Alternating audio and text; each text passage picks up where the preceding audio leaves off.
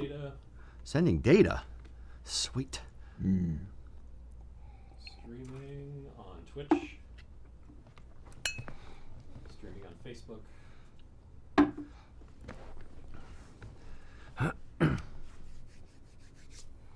Still sending data on YouTube.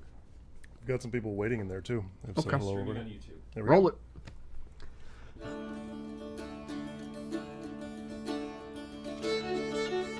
The history of the Gallic lands is one of struggle, punctuated by moments of sheer brilliance.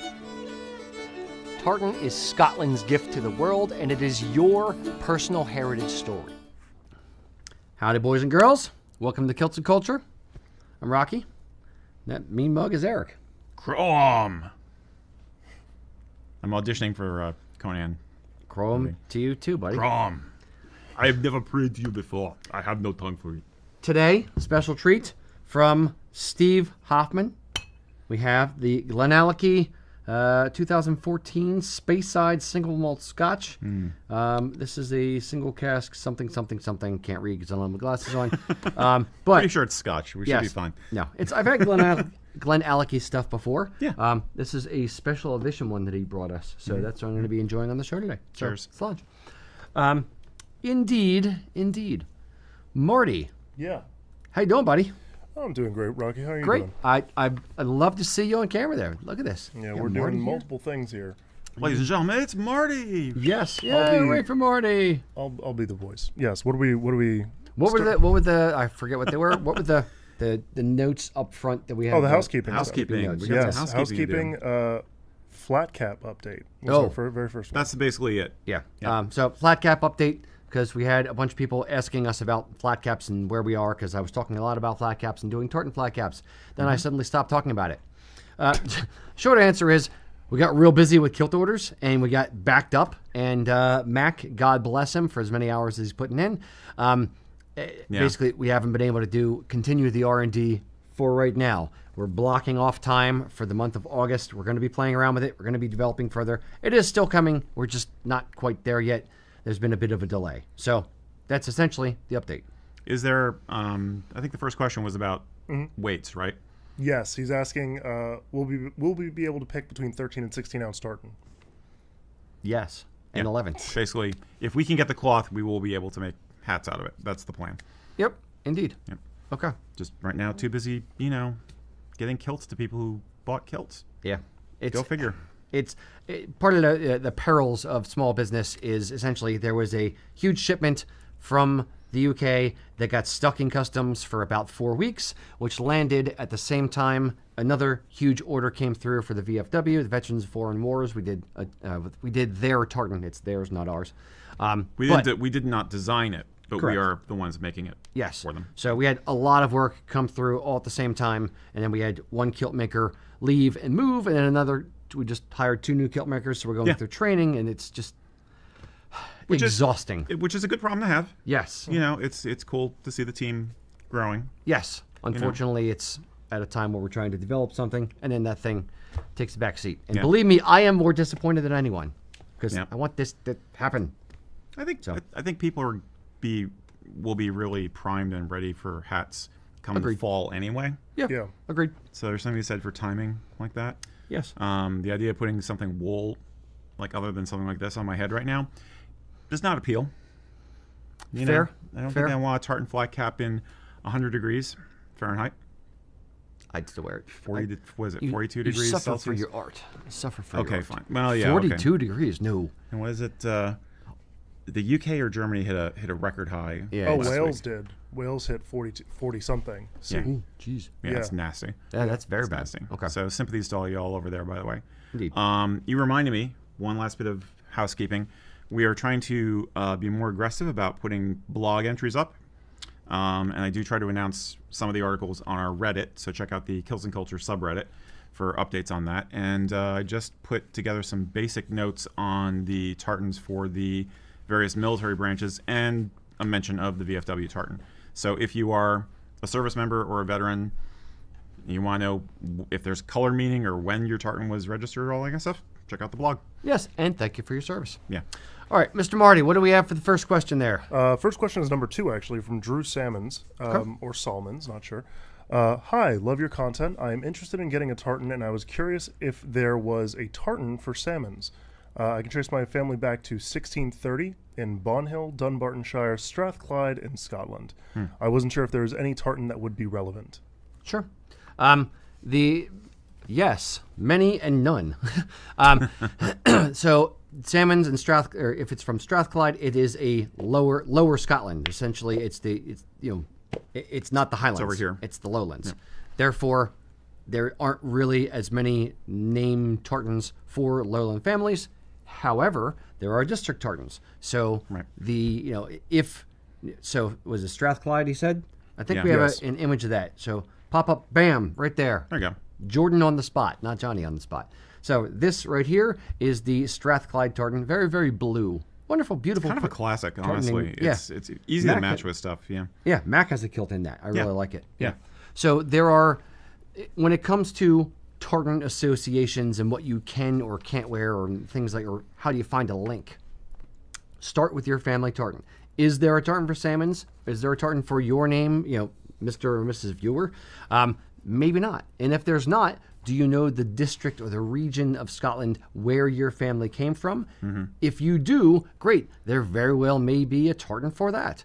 If you don't, but you know that your family came from Scotland, but you're not sure where, there's also universal, national tartans like, Scotland Forever or Scottish National or Flower of Scotland. Yep. So there are plenty of tartans to represent your family heritage, and none of them are right or wrong. It's your heritage the way you want to represent your heritage. No one else should tell you what to wear or what pattern to put on your body, whether it's your shirt or your kilt. So, yes, there are.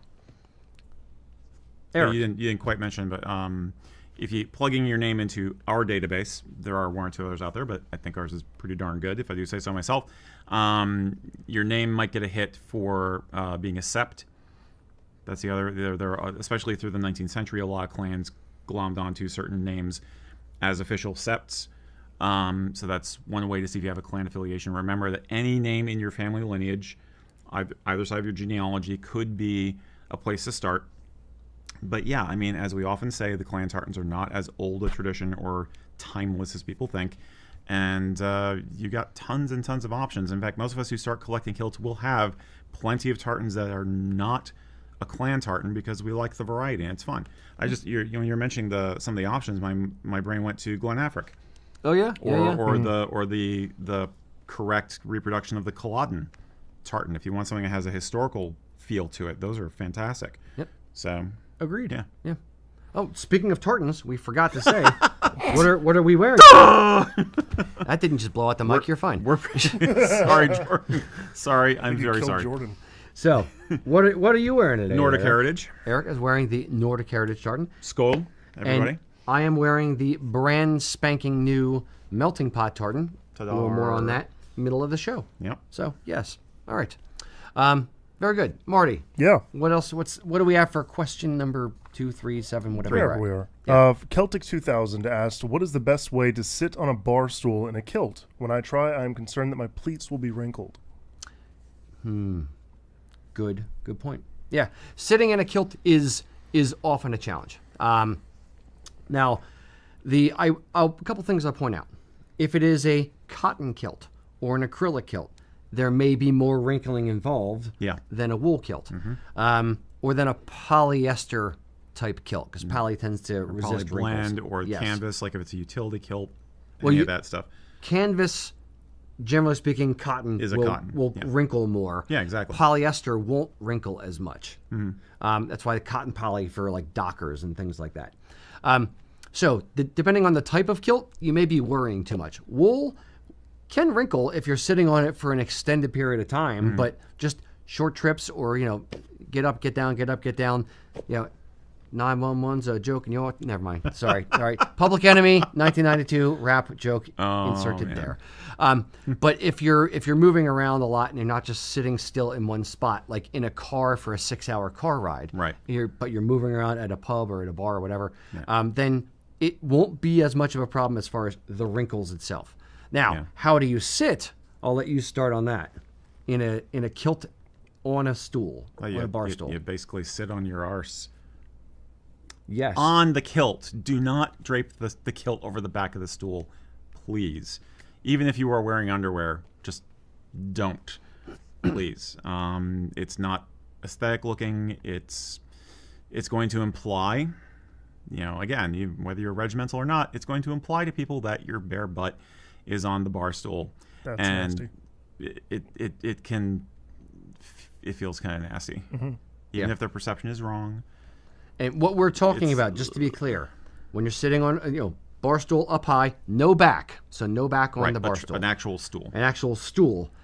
What we're pointing out, just to really drive home the visual, do you put your pleats all the way down the back, like, the Goldilocks hair or, whatever, Rapunzel's hair down the back of the stool? Or do you just, lean back on the stool and then shift it underneath you so that you're sitting on your pleats? Or do you leave your bare bottom on the stool itself? Yeah. Yeah, that's the...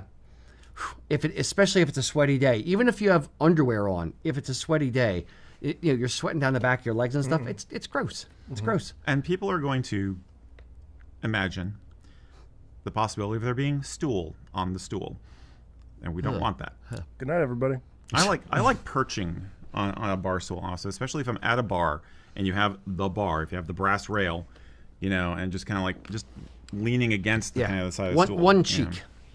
Kinda. I mean, But on the pleats, one cheek. Yeah. But I mean, I will shift back and forth like that. I will perch on one leg and then perch on the other.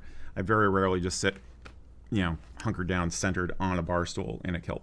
Yes. I think it looks better, frankly. Yep. And the other thing I will point out is perching on a bar stool versus a full sit on a bar stool is a lot of times, if you put your heels on the crossbar on the stool, you end up giving a show to people at eye level right there. Possible. Yeah. So leaning on the bar stool and keeping your feet on the ground, maybe cross the ankles or whatever, but keeping your front apron of your kilt angled down versus flat.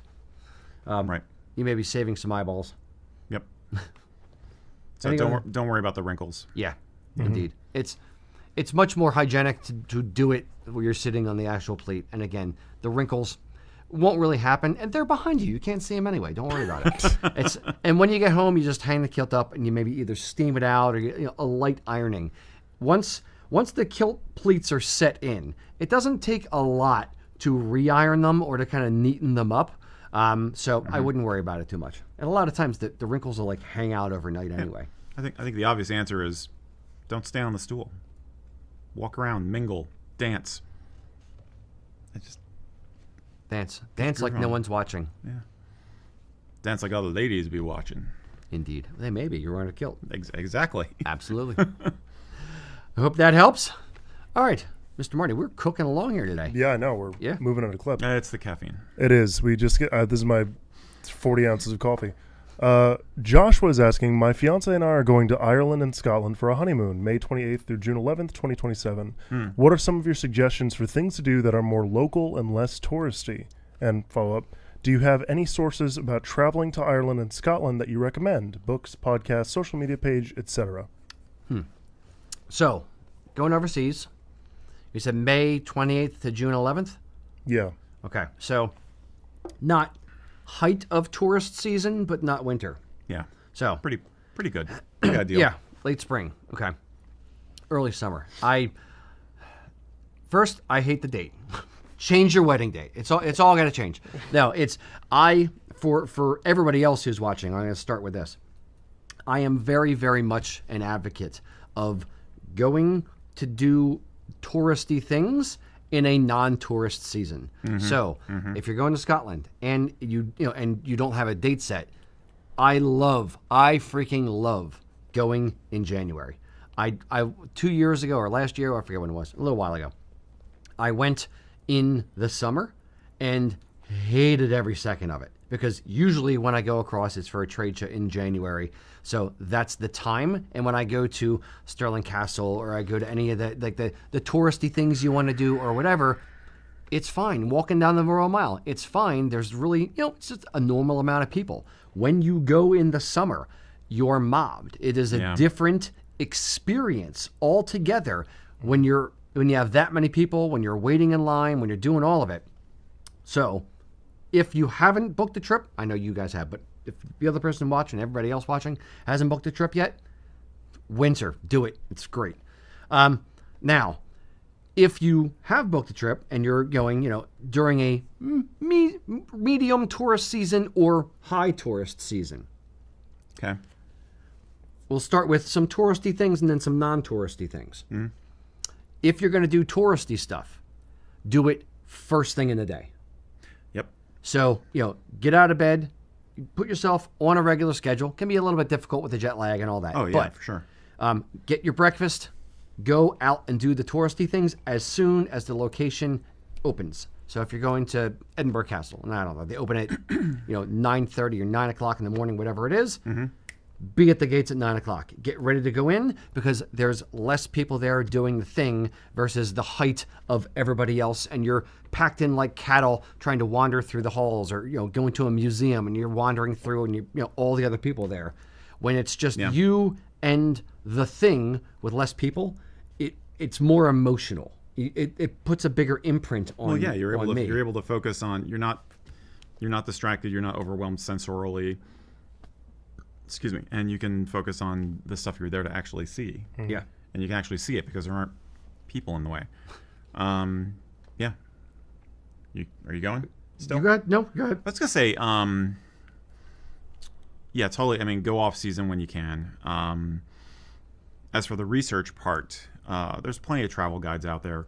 There's plenty of channels on YouTube of people who do travel vlogs, and especially for Scotland, because let's face it, tourism is like their top industry. So they're like the most, or in the top 5 vacation destinations in the world, which is why you need to think about avoiding the crowds. My thought, what's always worked for me with any kind of travel, is finding people who are local to the country who do their own travel vlogs from a native perspective. For instance, one of my favorite examples is there was, I don't know if he still does it anymore, but there was a guy, Irish guy, who went all around the UK doing reviews of chippies. So he would go around and tell you where to find the best chippy in Ireland or Scotland or wherever, and he would rate them, and he was hysterical. He was this young kid, and he was just like totally just street guy, just like, these are great. But the point Chippy is, meaning fish and chips. Fish and chips, sorry. So find people who are exploring their own country and see what they think. Find out what they have discovered. And then what you've said very often is get yourself a local guide, as it were, once you're there. Find people who are local who can give you their recommendations, right? Yeah, I would say for that, there's a couple different ways to do that. If you are on Facebook, there's like Andy the Highlander, there's the Tartan Viking guy, there's a few different like tour guides who do things. Maybe I don't know this for a fact, but I'm saying if somebody like that, I don't know if there's probably I wasn't even people thinking like that in professional Ireland, too. guides, but go ahead. Understood. So if you can find a professional guide who knows a particular area, great. Then they can also, maybe you're hiring them so they can A, show you some cool history, B, they might include a cool lunch spot that you might not otherwise know, if they're taking a group or whatever. And then C, that you can ask them, hey, I really want a steak. What's the best place? Or I want a pub pie. What's the best place in Stirling to get a pub pie? Or, I want to try haggis. Where should I go? Things like that. And outside of a professional doing it, if you go to, if you're staying in a hotel, ask the concierge, where do you go? When we were in Ireland, years, like probably 15 or 18 years ago now, we went to Ireland. We're trying to find like this one particular high cross that Kelly wanted to see, and we couldn't find it. Like, this is like pre-navigation being in every single car. Pre-GPS. Exactly. Yeah. And what's the navigation address of a high cross stone? So anyway, I remember we were at a gas station in Ireland, in County Clare, looking for this thing, and we asked the guy behind the counter, and we were like, how do we get to this thing? And he's just like, oh yeah, okay, well, you're about 5 or so minutes away by car, you go down the road here, you do this, and he's giving us these instructions, and my eyes are glazing over like, oh crap, I'm never going to remember this. And there was another patron in the gas station standing there, and he's like, oh, you're looking for that, it's difficult to find, you have to take some back roads, it's not too far out of the way, just follow me, I'll take you there. So finding local people, generally speaking, if the Tartan Army has showed us nothing, it is that people are proud of their own country when there are visitors there, and they want other people to have a good time, and they want to help people have a good time. So asking for help from an honest place of like, I really want to see this really cool thing. People, whether it's Scotland, Ireland, England, wherever it is, generally speaking, people are going to be nice and they're going to be cool. They're going to want to help you get to the place. I have faith in humanity, at least that much. So I would say, ask other people. Another big tip I have for you is don't jam too many things into your day. Right. Allow for serendipity. Allow to stop on the side of the road and explore a little bit. Jordan was talking about when he was in Ireland, he was driving around and he would specifically just get lost in the middle of nowhere and try to find cool stuff. And he found a castle. You have a picture of the thing you found? He just happened upon this driving around Ireland. There's so much history and so many cool things over in the UK, in Ireland, in all of it, that you never know what you're going to come across. If you have a map, you'll actually know what you're going to come across. But outside of that, leave time for serendipity. So a lot of people are like, okay, I have these 5 things I want to get done today. If you're on a real short time scale and they're real important because they're part of your family heritage or something, fine. But if you're just going to relax and go on vacation, leave time to just wander. I remember when we went from, we were staying in Inverness and we had to get all the way down to Glasgow on our second last day of our trip or whatever it was. And we left a whole day to travel. It was like a 3 or 4 hour car ride, but we left the whole day. We're like, you're just going to see what happens. And, along the side of Loch Ness, we pulled over in a park. There's picnic tables and stuff there and a trail up into the woods. And Liam and I, in a little bit of misty rain, just took a 20-minute, half-hour wander in the woods with a river coming, or a stream coming down the mountain. It was beautiful, memorable. We have video of it. It was a different experience of just me and him wandering around with Kelly waiting in the car. But it was a fun memory that we have now. And the only reason we have it is because we allowed for the time for it to happen. Don't just be so motivated by a goal that you forget to happen, or you forget to take in what you see along the way. Thoughts? Yep. No, just pack me in your trunk and I'll help you out. It's okay. No, seriously, all of that, I think making sure that you are going to restaurants that are for the locals, shop in the local grocery store, get your snacks. There are snacks you've never seen before. Try things you've never seen before. Even if you're just like at a convenience store, self-drive if you are comfortable doing it, for sure. Bus tours, in my opinion, just kind of suck. They're very surface level. If you're nervous about traveling and you just want to be able to shut your brain off, that's fine too. And maybe a bus tour is a good idea for you. But coming from a background of being a bit more adventurous, I think self-driving is definitely the way to go. And I'll also advocate for staying in small B&Bs. And I don't know if you do verbos and stuff over there so much, but I loved back in the day the book a bed ahead system, where you could just call up a set of B&Bs who offered it and say, hey, I'm coming into town tonight. Do you have room? Or a couple of days ahead. And the best place I ever stayed was this cottage owned by this old couple, and we stayed in their spare room essentially. They provided a simple breakfast that we had with them, and we were right next to this massive sheep pasture. Quiet, so quiet at night you could hear a pin drop. The sheep were just woke you up in the morning, and when we asked them about where you go to eat, they're like, oh, well, the pub is just basically down this road, and you go over this bridge and that. And we had this wonderful dinner at a pub, sat outside. There was a little canal. There were rats in the canal. It was funny as hell because we're throwing scraps to these canal rats at one point. But the point is, Sounds like a punk rock band name, Canal Rats. Canal Rats? Yeah, Yeah. it's a good one. Okay.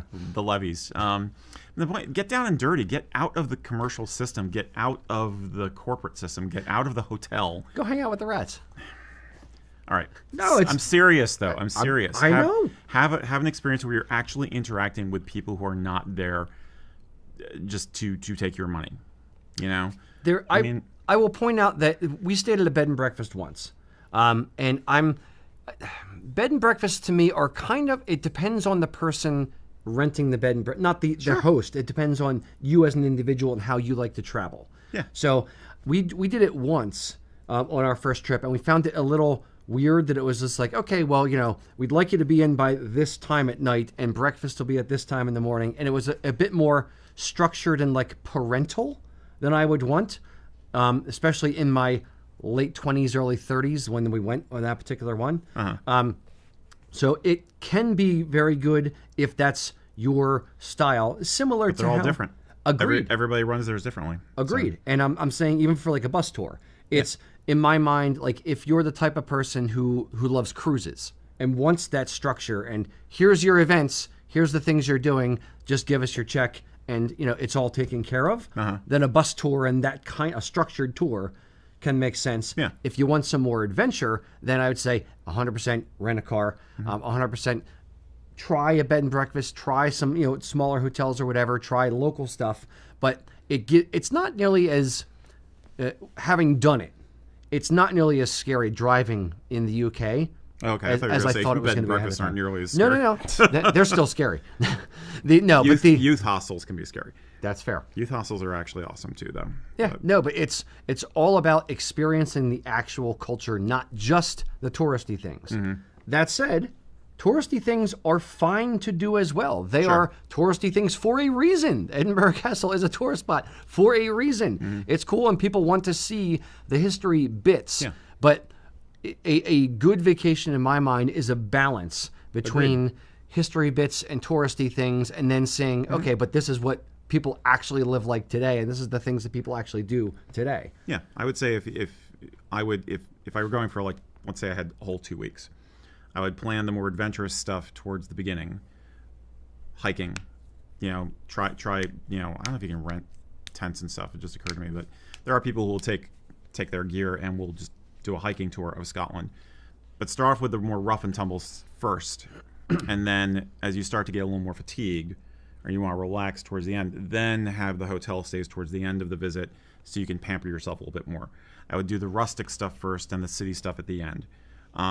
Do the stuff that might be more physically demanding at the beginning of the visit, and then do, again, the stuff where you're feeling pampered and you just kind of chill. And yes, I'm going to just sit here and have a whiskey and watch people go by on the street of Edinburgh. Do that towards the end. That's probably my biggest tip. And the other thing I would point out, the last thing I'll point out is, and I don't take my word for this. Google this and figure this particular thing out yourself, because I don't know all the intricacies of it, and I'm probably going to say something wrong, but here I'm going to say it anyway. So what else is new? Exactly. There's the UK. We as U.S. citizens have very, very strict property rights, meaning, these are the four corners of my property. No one is allowed to walk across my property. Right. If I want them, put up no trespassing signs and say, hey, you damn kids, get off my lawn. They don't have that in a lot of places in Scotland. There's something called a right to roam. Yep. Look that up. It started in 2003. And it's basically, if you're, hiking across Scotland, you can cross through people's properties. So if you want to go to Glencoe and you find a good parking spot, not right to roam, on their property, on your car, on your camper, but you have the right to park and then just go kind of wander off and, climb a mountain and walk around. Right. I believe this is where I don't know what I'm talking about, but they have right to roam stuff where we don't. So there's a lot. You have to get over that I'm not allowed to walk off of the road because it's not mine mentality and explore a little bit. Like, that's the beauty. A lot of Scotland is nature and is beautiful. Yeah. So the more you actually immerse yourself in it, not just look at it from the road and take a couple pictures, but actually park at an appropriate location and then get out and have a wander, you'll understand what, why thistles are prickly. You'll understand what the midges are. You'll understand more of the nature bits. You'll touch the heather, not just take a picture of it. And that kind of stuff, the visceral, physical touching of the things, not saying touch everything on Scotland, but that also imprints in your memory and gives you different, memories to take home. Yeah, I think the right to roam thing is partially because they acknowledge you're basically passing through.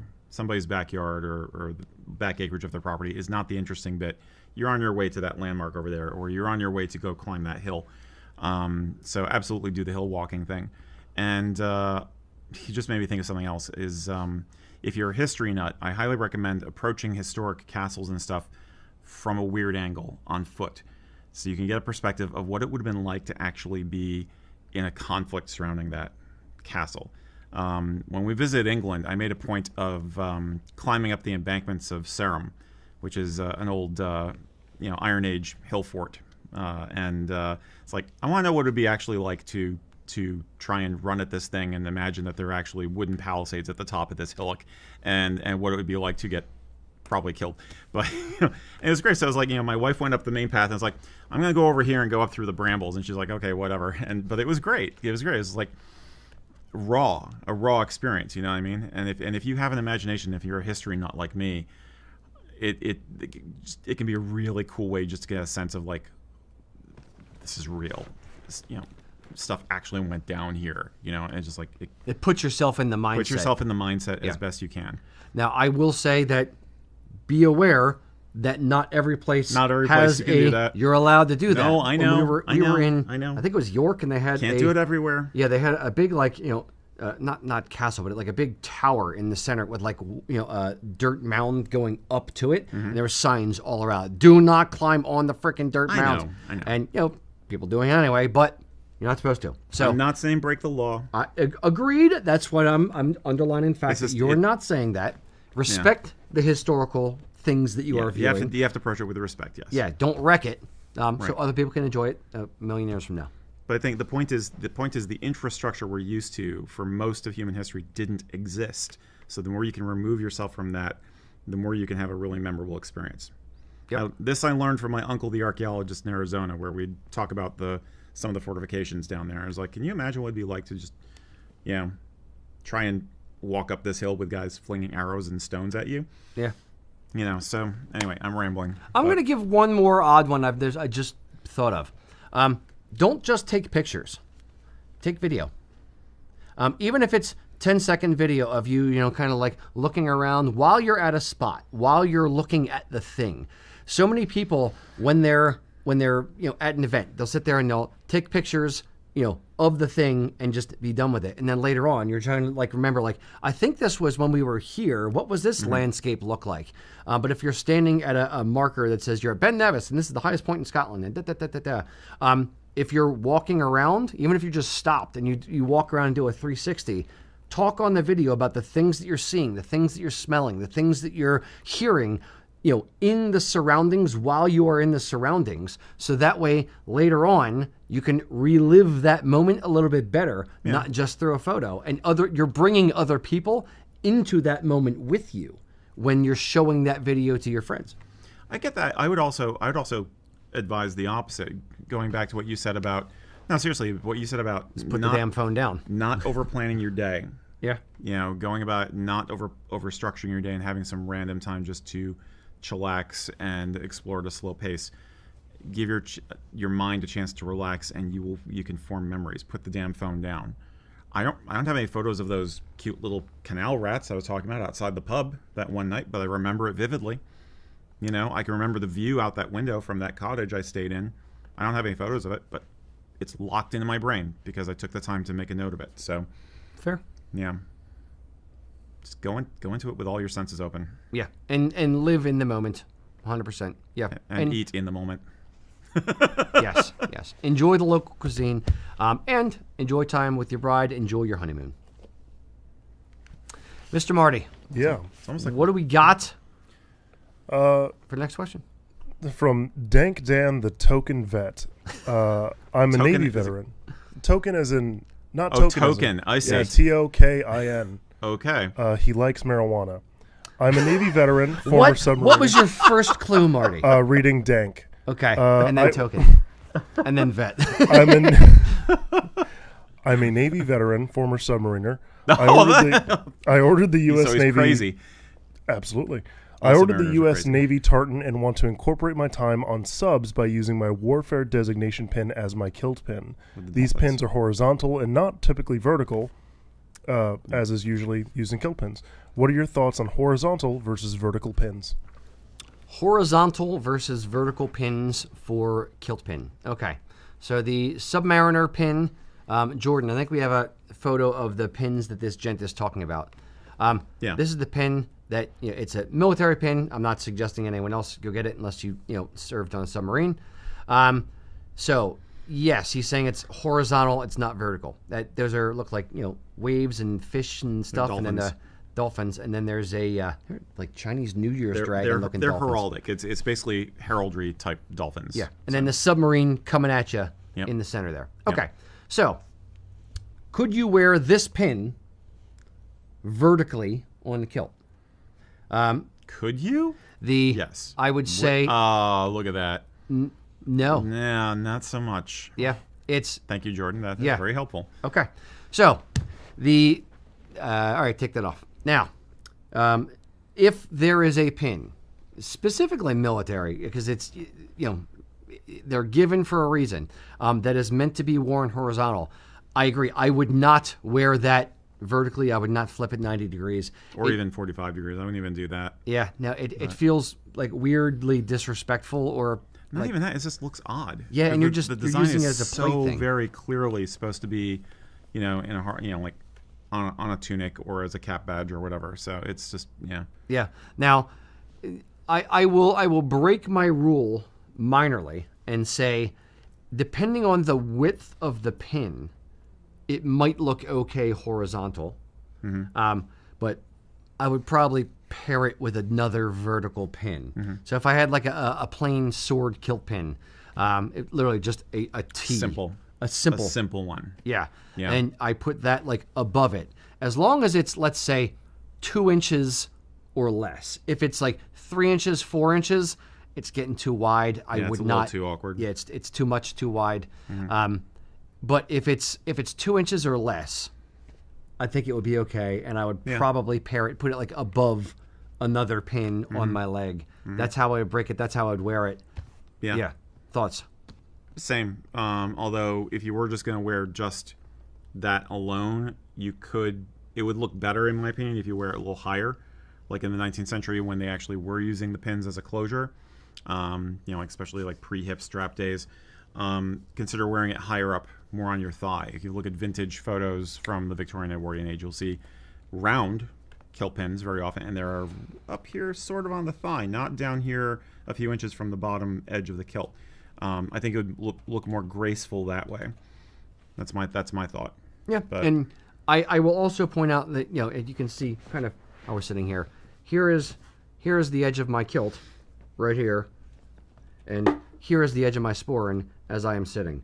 That is 5 inches maybe from here to here.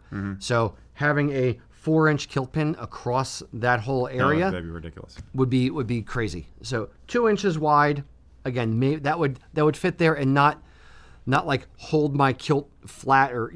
How long is that? Yeah, is that 2? It's probably 2.5 or 3. I think 2.5. Yeah, your is thumb. about what they usually the width are. of your thumb is about 1 inch, so that's about 2 inches right there. Well, what 2 different thumbs?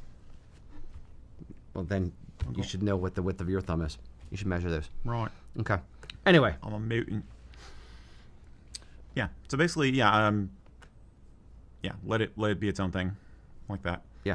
I don't think it's bad, and if you earned it's it, fun. Great. Have at it. Wear it. It's a conversation piece. Yeah. Exactly. And other vets are going to clock it and be like, "Hey, were you a submariner?" And you're going to go, "Yes," and then you start talking about. Well, and on the Edsel tartan, you could like line it up right on one of the white stripes. One of the white stripes. There you go. That'd be cool looking. Yeah.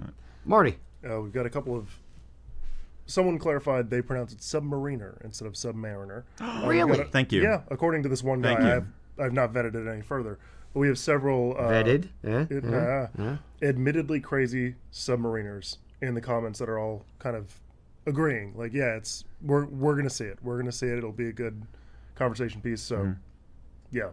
Nice. My uncle was in the Navy, and he was down in San Diego, and just for fun, there was a short range patrol, because back then they were like playing sonar games with the Russians, and so he went out on a patrol. It's like patty cake. He was on leave, and he had a buddy who was a submariner, and so he went on one of these local patrols once, and he couldn't wait to get off the damn boat. And he said, Yep, it's true. You guys are all nuts. Yeah. He was happy to be on a ship above the water. Yeah, I'm not claustrophobic, but weeks undersea in a metal can with Well, that was nothing. He was only there for a very, very short time. But doing this Understood. for like Still, weeks and weeks and weeks. squished in with a bunch of other dudes. Just yeah, Respect. but Mad yeah, you're respect. nuts. You got to be a special kind of crazy to want to volunteer to do that. My friend did that, and I told him to his face before and afterward, "You're a bleeping psychopath. Fair, How did you not go insane And proud. down there?" And I proud. think they are totally proud of it. Yeah. absolutely. More power to them. Yeah. All right, Mr. Marty. This is our last question before the mid-show. We got here pretty quick. Kevin is saying, "I'm a new bagpiper and attend multiple day-long Highland games and events. What's the best way to keep the knot on your ghillies up? Mine tend to fall down several times a day and need retying." Okay, so when you are wearing ghillie brogues, for those who don't know, ghillie brogues are the shoes that you wear with a kilt. You know, if you're going to be dressed up outside of buckle brogues, because buckle brogues shouldn't exist, you wear ghillie brogues. Now, there's the ones with the laces that wrap up the leg, and how you tie them. Just as a baseline here is you twist them around each other a bunch in the front, like 4 or 5 times. Twist it kind of in a column. Bring them back behind the leg, cross in the back, bring it back around front, cross, and tie a bow and double knot them. I usually tell people to keep it tight throughout the day. Mm-hmm. Now, you're trying to defy gravity. You're tying a lace up here, and gravity wants the lace to fall down. So there's things you can do to kind of help a little bit, and there's things to look out for. Now, if you think of your leg muscles, Jordan, bring up the graphic we have there. Your leg, your lower leg, as a cone with a cylinder on the bottom by your ankle, and then an inverted cone up around the calf. If you tie the top of your laces around the inverted, like too high, around the inverted cone, they're going to want to fall down. So, what my point is, all right, you can bring that off, Mr. Jordan. So, when you're tying your laces, don't tie them above, above the part where it starts to cone out. Mm-hmm. Tie them on the cylinder part in the bottom part of your leg. Yeah, like that. And even that could be a little bit high. If I'm having problems with the laces falling down, I would probably actually tie them another inch or so lower on the leg there. 2 other things to point out. When you are tying your ghillie brogues, you want to make sure there's no slack in your leg. So don't tie your leg with your foot out in front of you at an angle. Try to do it, I can't bend my hand that much, but go straight down at your foot so that your foot is at a 90-degree angle from your leg. If your leg is cocked back and you're reaching out in front of you, now when you do this, you've just created slack and the laces have a little bit more chance to fall down. So the third thing I'm going to say is, your diabetics may hate this. You're going to have to wear your laces a little bit more snug than you might otherwise want to do, because you don't want them to loosen up and fall down during the day. Yeah. So, other thoughts, tips, tricks? I've always found it's easy, like in the winter if I'm wearing very thick hose. Like I have a pair of hand knits that I like. Okay. Still, they're starting to fall apart. Or the Lewis hose, something that's a little thicker weave. You get more friction between the laces and the fibers of the kilt hose. So I don't typically wear a cotton hose, but wouldn't be surprised if the slicker your kilt hose are, maybe if they're cheaper kilt hose, it might be more of a problem than with wool ones, which are a little bit more sticky, less sheen. Or even even expensive ones like merino hose. Yeah, may still have a problem. They're a little it's a softer. It's a shorter nap. Yeah. Yeah. You had said something about one bagpiper trip. What was it? The hairspray thing? Yeah. Yeah. I haven't done it, but I've never heard of that until you mentioned that the other day. I haven't done it, but I heard a couple people say over the years, what they do is they'll actually, put their hose on, put everything together, and then take some hairspray and go pss, pss, pss, pss, pss, all around to, essentially, adhere it a little bit, stiffen it up, and, not attach it with glue, but give it a little something. Again, you're adding more friction, more stickiness. Yeah. I get that feels like it's like a performance trick. Like if you're if you're going to be marching all day without a chance to stop and adjust your laces or anything like that, Yeah. then yeah, it's a stopgap. Not a stopgap, it's just like insurance. Yeah. I wouldn't do it. Nope. It's kind of gross, but I agree. I'd rather just fix the laces once in a while. Yeah. And sometimes, like, if as you're walking and I'm thinking of it this way, your feet heat up the leather on the shoe, and then all of a sudden it's a little bit looser. Yep. Because it's, it wiggled looser or whatever. Then, yeah, you may have to retighten the shoe, which means retightening the laces around the leg versus putting on your shoe cold, overnight. So, yeah, to some degree, there's the old saying, you got to suffer for your art. kind of. Ghillie brogues, to some degrees, are art. They're not a shoe that is very, very functional. It looks cool. It looks like it's part of the outfit, Right. but it's not super practical outside of, being stuck in a bog in Scotland and pulling your foot out of the mud and having the shoe come out with your leg if you have the laces tied up the leg. Yep. So, Yep. yeah. All in all, those are our tips for you. Sorry, you're going to have to pull up your laces a little bit if they keep falling down, but tighten them up a little bit more and try those. Let us know if it helps. You know what I always say? What do you always say? No one in this world can you trust. Not men, not women, not ghillie brogue laces. This you can trust. Okay. Sorry, I have Jordan's LARP sword here. It's a Celtic leaf blade because we were writing about that That a while reference, back. So that reference went beyond me. What was it from? What are you paraphrasing? I'm going to say Conan. it's Conan. I have Okay. not watched it, but I'm going to. Freaking Conan, Statistically, man. it's Conan. Okay. And hopefully, my buddies in the chat are like, it's Conan. I always knew you bore such a resemblance to Arnold Schwarzenegger, but now I see I it. could do a pretty decent Arnold Schwarzenegger. Yeah, Marty, will you read the Get next to question, the boss? chopper. Get to the next question. We don't have one. Next is the trailer. Your Okay. question, give them to me. Get to the trailer.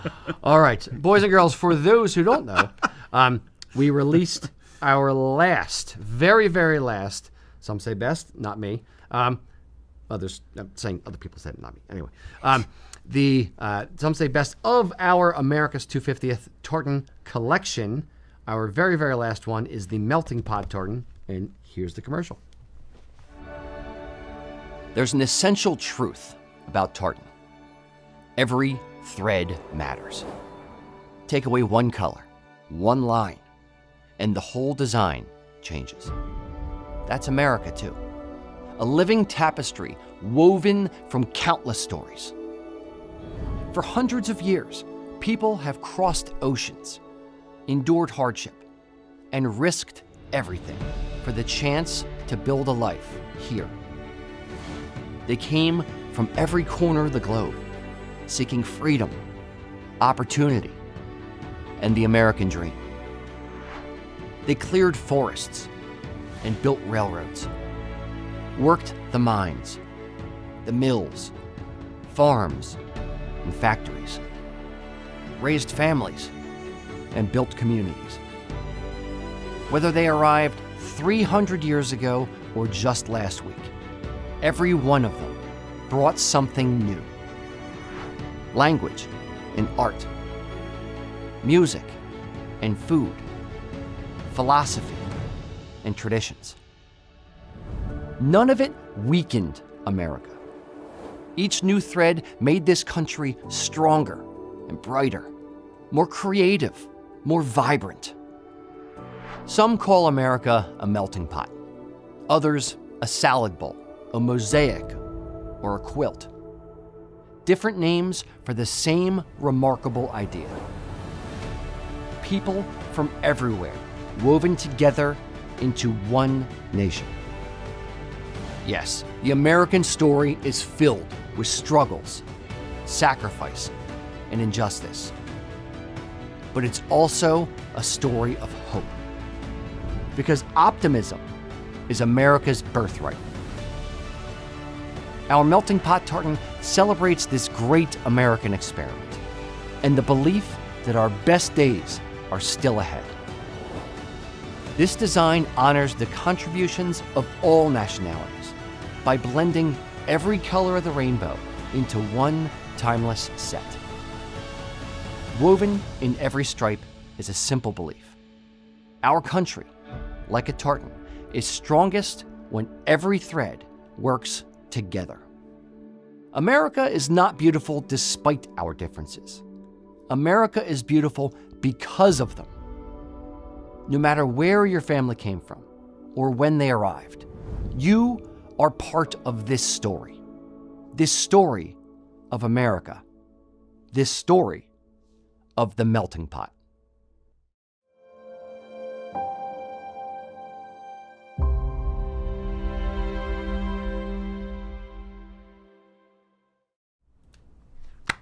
So that is our brand new melting pot tartan.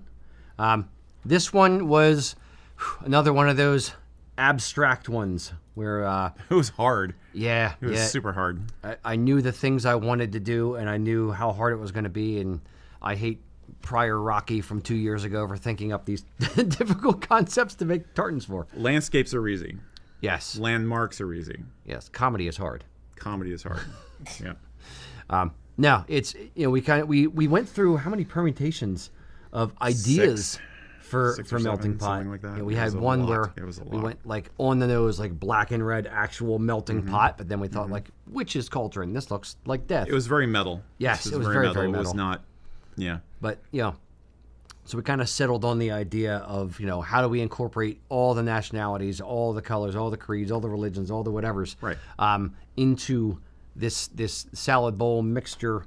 It's like, melting how pot. about a color for each continent? It's like, well, I don't know. What about different colors or different stripes for different immigrant populations or whatever. and groups? And it's like, no, that's not complete enough either. So, Yeah, there's no way to make it complete.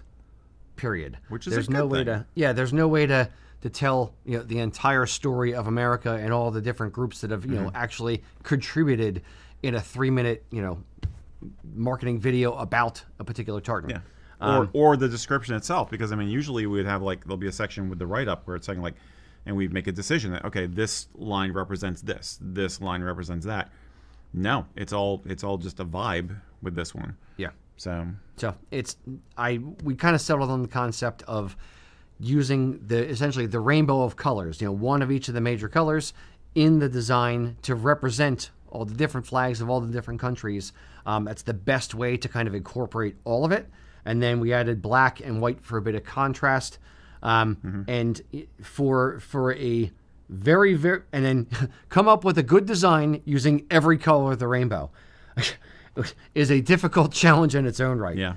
There's a couple different rainbow tartans, and they're very, very bold. But we knew we wanted to kind of give it a muted, gritty kind of. And you wanted to end on texture. You wanted to end on a more traditional note too. So Yeah. this is the most window paney, most traditional looking tartan, I think, almost of the entire collection. Yeah, it very much gives me McDonald the Glengarry / McDonald the Clanranald vibes. Because it doesn't have the gradations that we've used in other designs. Yeah, but at the same time, it's utilizing every different color of the rainbow. Roji Biv plus black and white in a subtle way. They sneak in there. Like you don't recognize that there's purple in there or that there's all these different colors until you start really looking at it. You're like, oh wow, there really is every color in there. And this is one of those ones that looks fantastic in sunlight. Yeah, in my opinion, yeah. too. I like it both from 10 feet as a traditional look and then as you zoom into it. Yeah. All right, Mr. Marty, you have a thought, question? Just to throw it in here, since I'm the guy who photographed this particular tartan, it's really something you probably want to see in person. Yeah. Because even just like looking at my screen yes. versus Jordan's screen versus I'm sure what you guys are seeing, looks different. And we worked really hard on making sure that it looked good in the photo, but like inevitably you have to see it in person to really get it. This is one of those where it's so subtle, you really want to see it in person. And yes, in the sunlight, it looks beautiful in sunlight. Yeah, I often say with a lot of different things, like if you're not sure, get a swatch. This falls into that category for sure. Yeah. Which is kind of awesome. Agreed. So Very cool. what are the people commenting on? Yay, nay, how do we do? Yeah. Is there are we being roasted in the comments? No, we got a couple people with Conan. Really, really excited about that. And then after that, the Guatemalan Piper threw in, "Excuse me, I have something in my eyes." People really are emotionally responding to the ad, which reflects on our Facebook, on all the other platforms that we've seen it on. People are really kind of touched by this, which is really nice. It's very, very nice. Yeah. Awesome. That is, Thank you. That is kind of the point. Yeah. Yeah. It's to come up with this positive, all the parts of the America's 250th collection. Everything that we tried to do in this was highlight the positive aspects of our country, of our culture, of our relationships. All of it is try to have a positive light. There's enough negativity out in the world to skin a cat. I don't know. Speaking of negative, we shouldn't skin cats. But Yeah. point is, we're trying to give it a little bit of room to breathe and remember why we do certain things. And remember that there are good things. There are good, positive things out there in the world. So I'm happy that we started the collection with the E pluribus unum tartan of many one, and we're ending it with melting pot, salad bowl, mosaic, whatever you want to call it. Because people get nuts about what you call the thing. What it's called doesn't freaking matter. It's the idea, it's the concept, it's the emotion behind it that we're trying to convey. So, starting with, out of many one and ending up with the melting pot tartan, I'm pleased with the arc that the entire collection has taken. Came full circle. Yeah. That was the idea. Yeah. I didn't actually that thought didn't occur to me until literally this morning. Like, hey, we did kind of come full circle in it. So, yeah, I'm very pleased, and I'm pleased with the reception that the whole collection has gotten. It's people aren't, generally speaking, picking it apart or being negative and fighting in the comments. It's been that little bit of a respite. It's been that port in a storm where people can go like, yeah, this is cool. This is. I do know why we do these things. We're reminding people of that. Same idea. So, indeed. And yeah, melting pot isn't the perfect term. It's 120 years old or so. But I don't think it would work if we put out a tartan called salad bowl or fruit salad. Charcuterie board. Yes. That was another one. Yes, we're the charcuterie tartan. Right. What tartan? He just loves meats and cheeses. And cheese. Yeah, Yeah. that's fair. That's fair. Charcuterie is just Lunchables for grown-ups. Yeah, indeed. No, The I Lunchables tartan. love this tartan. I love this tartan. It's bright. It's optimistic. It looks good in any light. It's just well done, sir. Thank you. I do my best. Very good. So, plug if you want to check out the please melting buy pot one. tartan. Please buy this crap. If you want to buy the melting pot tartan, it is available now. Today it's July 3rd through the end of this month is when we're doing the pre-order. So if you want one, speak now or potentially hold your peace. Yep, usakilts.com. Thank you, Jordan. Were there Right any other questions or comments about it? that we Let should me know? see. Lots of people really, really happy with it. Okay. Jim Davis is asking, how do we get a swatch?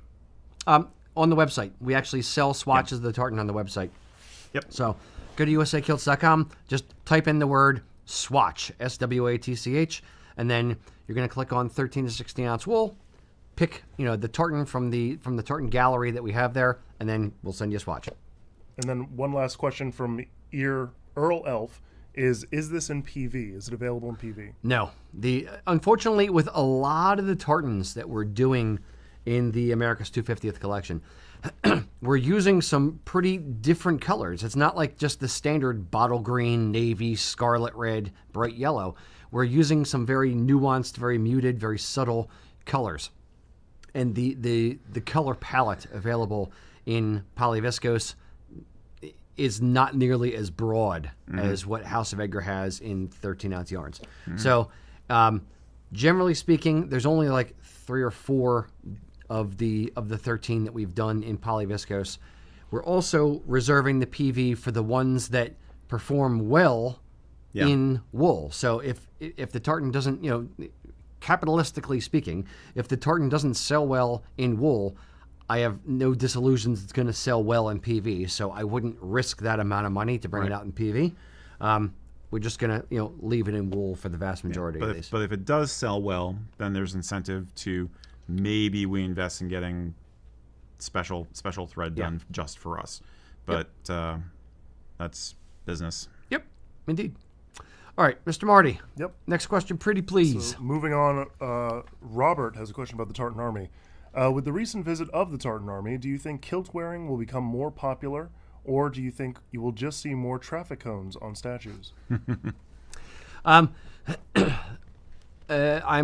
gonna go. Don't mean this to be negative, but I'm gonna say no. I don't think it's going to be. I don't think the Tartan Army is going to have an effect on kilt wearing in the U.S. I think the Tartan Army had a wonderful effect on the hearts and minds of Americans, especially Boston and Miami. And they were spectacular ambassadors, frankly, as were all of the, because it's still going on, all of the different fan groups from all across the world. You know, the Japanese fans cleaning up the stadium, to the German guys, to the Scottish. Like, it's been a crazy love fest, which has been heartwarming to see. And the Tartan Army stands out head and shoulders above the rest. And that's hard to do because the rest has set a high bar. But I would say the Tartan Army stands out head and shoulders from they will drink anyone up to the table, apparently. And it's just a good, fun bunch of people. And they've done I tip my hat to the Tartan Army for improving the brand of Scotland, if I can put it that way. And people already liked Scotland. It wasn't like Scotland was like, they're okay. We don't really like them. Like, people already like Scotland. But meeting fun party people, there weren't no arrests, no big scuttlebutt, no big, crazy things. Even hooliganism. Even the worst thing that they did was like putting a traffic cone, which is removable, which doesn't actually harm the statue or anything. Simple prank. It's a simple prank, and it's just showing affection because they do it at home as well. The whole thing, spectacular, 10 stars, no notes. That said, I don't think it's going to affect the Americans wearing kilts. I think it will probably affect tourism in Scotland. I think a lot more Americans are like, I want to go see where these people live. Two, I think in a weird way, it is going to screw up Americans' understanding of Scotland. I think more Americans are going to go over there and expect everybody to be in kilts. I think they're going to expect, bagpipes on every corner. You think so? And every bar, I don't know. drank dry. I think there's going to be a lot of Americans who aren't not really super into the culture, but they just kind of go across, and it's kind of in the back of their brain, like, oh, all these Scottish people came across, and they were all wearing kilts. Maybe. I get it. They must all wear kilts. I think it's going to be a bit of a shock of they don't actually wear kilts? Huh. I hope you're wrong. I hope people are a bit more savvy than that. But I have less faith in people than you and that. But on the other hand, everybody should be wearing kilts. So there's that. An even better point. But yeah, no, I think it's more about it was a gestalt. It was more of a general vibe. Common people connecting with other common people. There's no celebrity. Just no pretensions. Just we are humans, and we're all here because we love this thing, and people just want to have a good time. They want to connect with each other. And it's like, love fest is a weird term to me, but no, I think it's more about that. It's more of a broad feeling. It's not a symbol-based thing. It's not a heritage-based thing for the majority of Americans who experienced it. And in Boston, proportionally, much more people with a heritage connection. But even so, I don't think that is what would drive somebody to buy a kilt if they never had before. Yeah. It might be fuel to the fire of somebody who was already considering getting one. Yes. Because they're starting to explore their heritage or something. But I don't think it would flip a switch for most Americans. Yeah. No, from a sales standpoint, when there was all the media and stuff about the Tartan Army, I didn't see a huge influx in sales or in kilt orders and stuff like that. But that doesn't matter. What actually matters, again, like you were saying, common people and common people. It's people of all these different cultures, of all these different nations coming together to have a party. And it's not even like they're fighting, like, the Guatemalans aren't fighting this, or the Scots weren't fighting the Brazilians after the match where they got the crap kicked out of them. They were just, partying afterwards as well. Right. Like the fans it shows how fans should act. It's a game. Yes. It's fun. You can be passionate about it, but it's about all the other stuff that surround it as well. It's not just the moment in time of the game. It's about all the moments in the trip. And yeah, it's I love how it was 100% a moment in time. It was kind of like, here's the best analogy I can give. This is going to be Woodstock. This is a moment in time where you saw it coming, but you didn't see it coming. You didn't know the level of emotion for the people, especially if you're in Boston or in Miami. More in Boston, though. The level of emotion, the level of camaraderie, the level of respite from everyday politics, everyday BS, that you don't know how bad you needed this moment until you had the moment, and you're like, whew. For a week and a half, I was able to breathe. I was able to take myself out of all the problems that we have and just have a party with these crazy dudes in kilts from Scotland. So it doesn't matter the effect that it had on sales, the effect that it had on kilts. It was good for not just our country, but it was good for the world to see it. Yeah. I would love it for Americans to go over to a World Cup someday in the future in another country and be as good ambassadors over there, wherever it is, as the folks who came here were. It's like there's at one time the acknowledgement that we're here to party, and then there's also the acknowledgement of we're here to represent our homeland and our home culture, and we're gonna do that in a good, positive way. So, yeah, totally. I think it's better than the Olympics. Because it's not as high strung. Yeah. Not as I'm not gonna say pretentious, but you know what I mean. Yeah. There's more of a There's of not a commercial pomp and sheen. circumstance. Yeah. There's less of that around it. Yeah.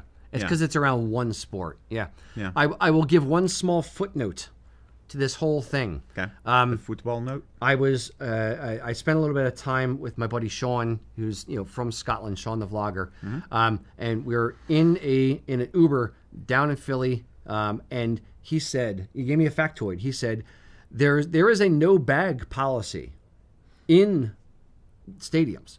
Okay. In the World Cup. Not allowed to bring in bags. FIFA decided last minute to allow an exception for sporrans. And I think that awesome.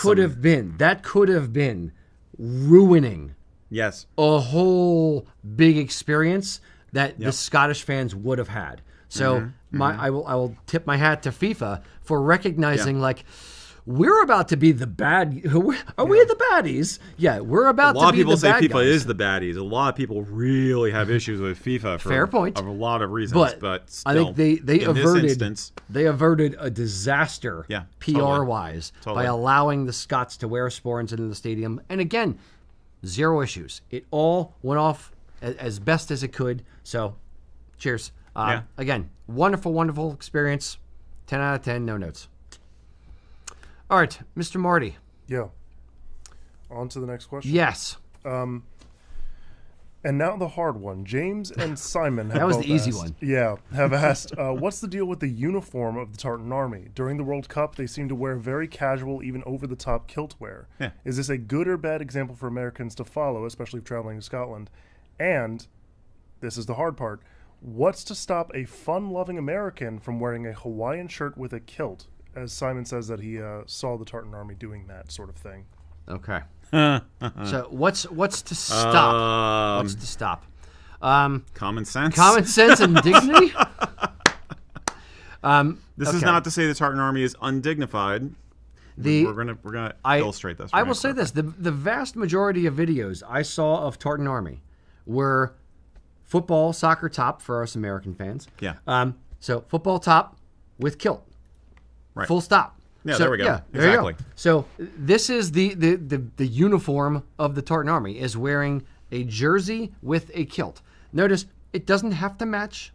It's fine. It's if it does match, great. If it doesn't, it doesn't. But that's not the point. The point is team camaraderie, rallying around a single thing, i.e. Scottish football. I think those guys all bought their sporran at the same time. Yeah, that's fair. Now, that said, could some of them have gone, to a store in Texas and bought cowboy boots and worn that with their kilt, or worn a Hawaiian shirt with a kilt, or whatever? Huh. I just threw up my mouth. We'll get that. Yes. Take that down for now. So, could that happen? Yes. From a very, very, very basic level, I will point out that Tartan Army wearing a football jersey tucked in with a kilt, as much as it's not traditional Highland dress, it's still like smart casual. It's tucked in. It's works tucked in, yeah. well together. Exactly. It's Yeah. not sloppy looking. We see Mac do that all the time. Yes. Now, one man's opinion, when you venture into the Hawaiian shirt territory, it's no longer, a matched thing. You're mixing two very, very different types of prints with varying degrees of color matching or not color matching. Yep. So, Yep. Hawaiian shirt with a tartan kilt, to me, hard stop. Nope, absolutely not. No nay, never, no more. Now, what if you said, well, I have Hawaiian heritage, or I'm a Floridian and we wear Hawaiian shirts down here, and I'm also Scottish. I want to represent. I want to represent both parts of my heritage. Right. No, don't. Just stop. There's a difference between wanting to represent different parts of your heritage and looking like a dog's dinner.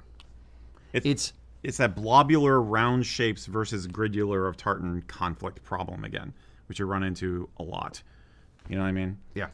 One thing you didn't mention, which I think you mentioned before, is the fact that a lot of time if the Tartan Army is doing their thing, if it's beyond that basic uniform, of the football jersey with the kilt, they're throwing on extra Scottishness as a lark. Like I've seen plenty of guys wearing like flags as capes, Super Scot. Super Scot, or they've got See You Jimmy hats or something like that, and it's because they're taking the piss. Okay, and so. Yeah, like this guy over on the left especially, that is totally meant to be, I'm a mega fan, I'm a super fan, and they're not taking it seriously. They're having fun. Yes. Are they going to go out and wear that, next week on a regular occasion? Would No. they wear it to work? Would they wear it to No. the pub outside of a Scottish football match playing on a TV in the pub? No. Yeah, maybe it's a match night. Yeah, at the pub, but correct. But when probably not. when you monkey around with it too much, and in my estimation, the Hawaiian shirt is too much. You become a caricature, and you're no longer a sincere student of the culture. To the outside observer, to me, it looks almost like you're mocking it versus, honoring your heritage. So, or honoring the garment or Scotland or whatever. So, yeah, to me, it's a hard pass. Yeah, and again, they're piling stuff on because they know it's an in-your-face symbolism thing, and it's a gaffe. It's for fun. But And I think casual, nice, dignified casual dress for kilts still applies, for the everyday. And here's the other point I'll make about Tartan Army is they're doing it as kind of a uniform as part of a team. Right. And to show, rallying around a particular thing. They're not one person wearing a Hawaiian shirt in a kilt. If, you go out now, if you're in a bowling league and your team's name is like the Hawaiian Highlanders, and that's your uniform, is a Hawaiian shirt with a tartan kilt, because it's supposed to be your a team. caricature over the top joke. A, I don't like it. B, bowling sucks. C, Hey, I like bowling. don't come at me. But it's a team thing. You're doing it as a group identity versus I'm wearing this thing to stand out by myself. How do you feel about the Savannah Bananas? What is that? What? They're they a have minor solid league team. color They're a minor kilt? league team, and they occasionally will play in Loud McLeod kilts. But they're known for being very clownish and antic-y and just taking the piss on a regular basis. I feel similar to them as I do about Tartan Army. They're wearing it as a uniform. I don't think they're wearing it for a heritage aspect. They ain't respecting necessarily. the culture by doing it. I think they're doing it because they Understood. know it's going to get a laugh. Yeah. And it looks over the top. It looks zany to the average American. But- Yes, I don't disagree. So I don't respect it a lot. Yeah. Don't get me wrong, they're great guys, but I don't love it from an aspect of it's utilizing culture as a plaything. it's a caricature thing. Yeah, it's a caricature thing. But it's, don't know. But what if, okay, so what if either A, the print on the shirt is extremely subtle, or B, the kilt is subtle, like solid color, like a utility kilt? If it's a utility kilt, okay. So Here we go. left guy, he has on a tartan kilt Fine. with a very, very subtle print shirt. And it's tucked in and it's form fitting. It's not loose and Yeah. globby looking, baggy looking. I don't love it, but he's not. he's also clearly a model, Yeah. but With never mind. I'm gonna go into chest hair jokes, but never mind. it's Don Johnson. Yes, the indeed. Scottish years. Don't love it, but if he's in Hawaii on the beach wearing a pair of, wearing that, it's okay. I understand. Contextually, it kind of works. But and again, it is a very subtle pattern, so it's more forgiving. If that was red and yellow and blue and light blue, then no, because just no. Now, Right. dude on the right. He's clearly at a festival. Yes. Now, and this is not in America, correct? I will confess, I did find that picture, and he's actually at a fringe festival in Glastonbury. Okay. So Now, not American. If the guy on the left was wearing the Hawaiian shirt of the guy on the right, hard stop. Nope. Totally. Throw up my mouth. Totally agree. Now, the guy on the right is wearing a utility kilt. Now, a utility kilt is not a heritage garment. Right. It is a kilt in essentially, I won't say name only, but it is a kilt in the fact that it is, flat in the front and pleats in the back. And there's nothing wrong with it, but it is a contemporary garment made up by Steve Villegas from Utility Kilts in the year 1999 or 2000, whatever it was. It's a modern fashion option. It's a modern fashion thing that has no heritage base in the actual origins of it. So in that way, I think he kind of looks a little douchey, but he's fine. Yeah. He's got a face for smacking, but there's nothing wrong with he what he's doing. got picked to be stock photography on Alamy, so That's fair. he's That is cooler fair. than you. Exclusive club. Okay. That is fair. Yeah, it is very well. Actually, my uncle's in that too. I am also Your uncle and this guy. I'm also Yeah. jealous that he has hair, but I fully expect to see you in that exact outfit of course, next time we go to it'll be my a rock Halloween show. costume. Yeah. Yeah. But again, it's if it's a Hawaiian shirt with a solid color utility kilt, I don't mind it. I wouldn't wear it myself, but I don't mind it because it's not trying to poke at the kilt or be a caricature of the kilt with a Hawaiian shirt. Less Thoughts? is more. Just that less is more. I mean, we're getting into the old saw we have about crossing the streams a bit. I mean, hey, you do you. Now, If you're gonna have a good time in your own context, wherever you live, and you think it's fine, then fine.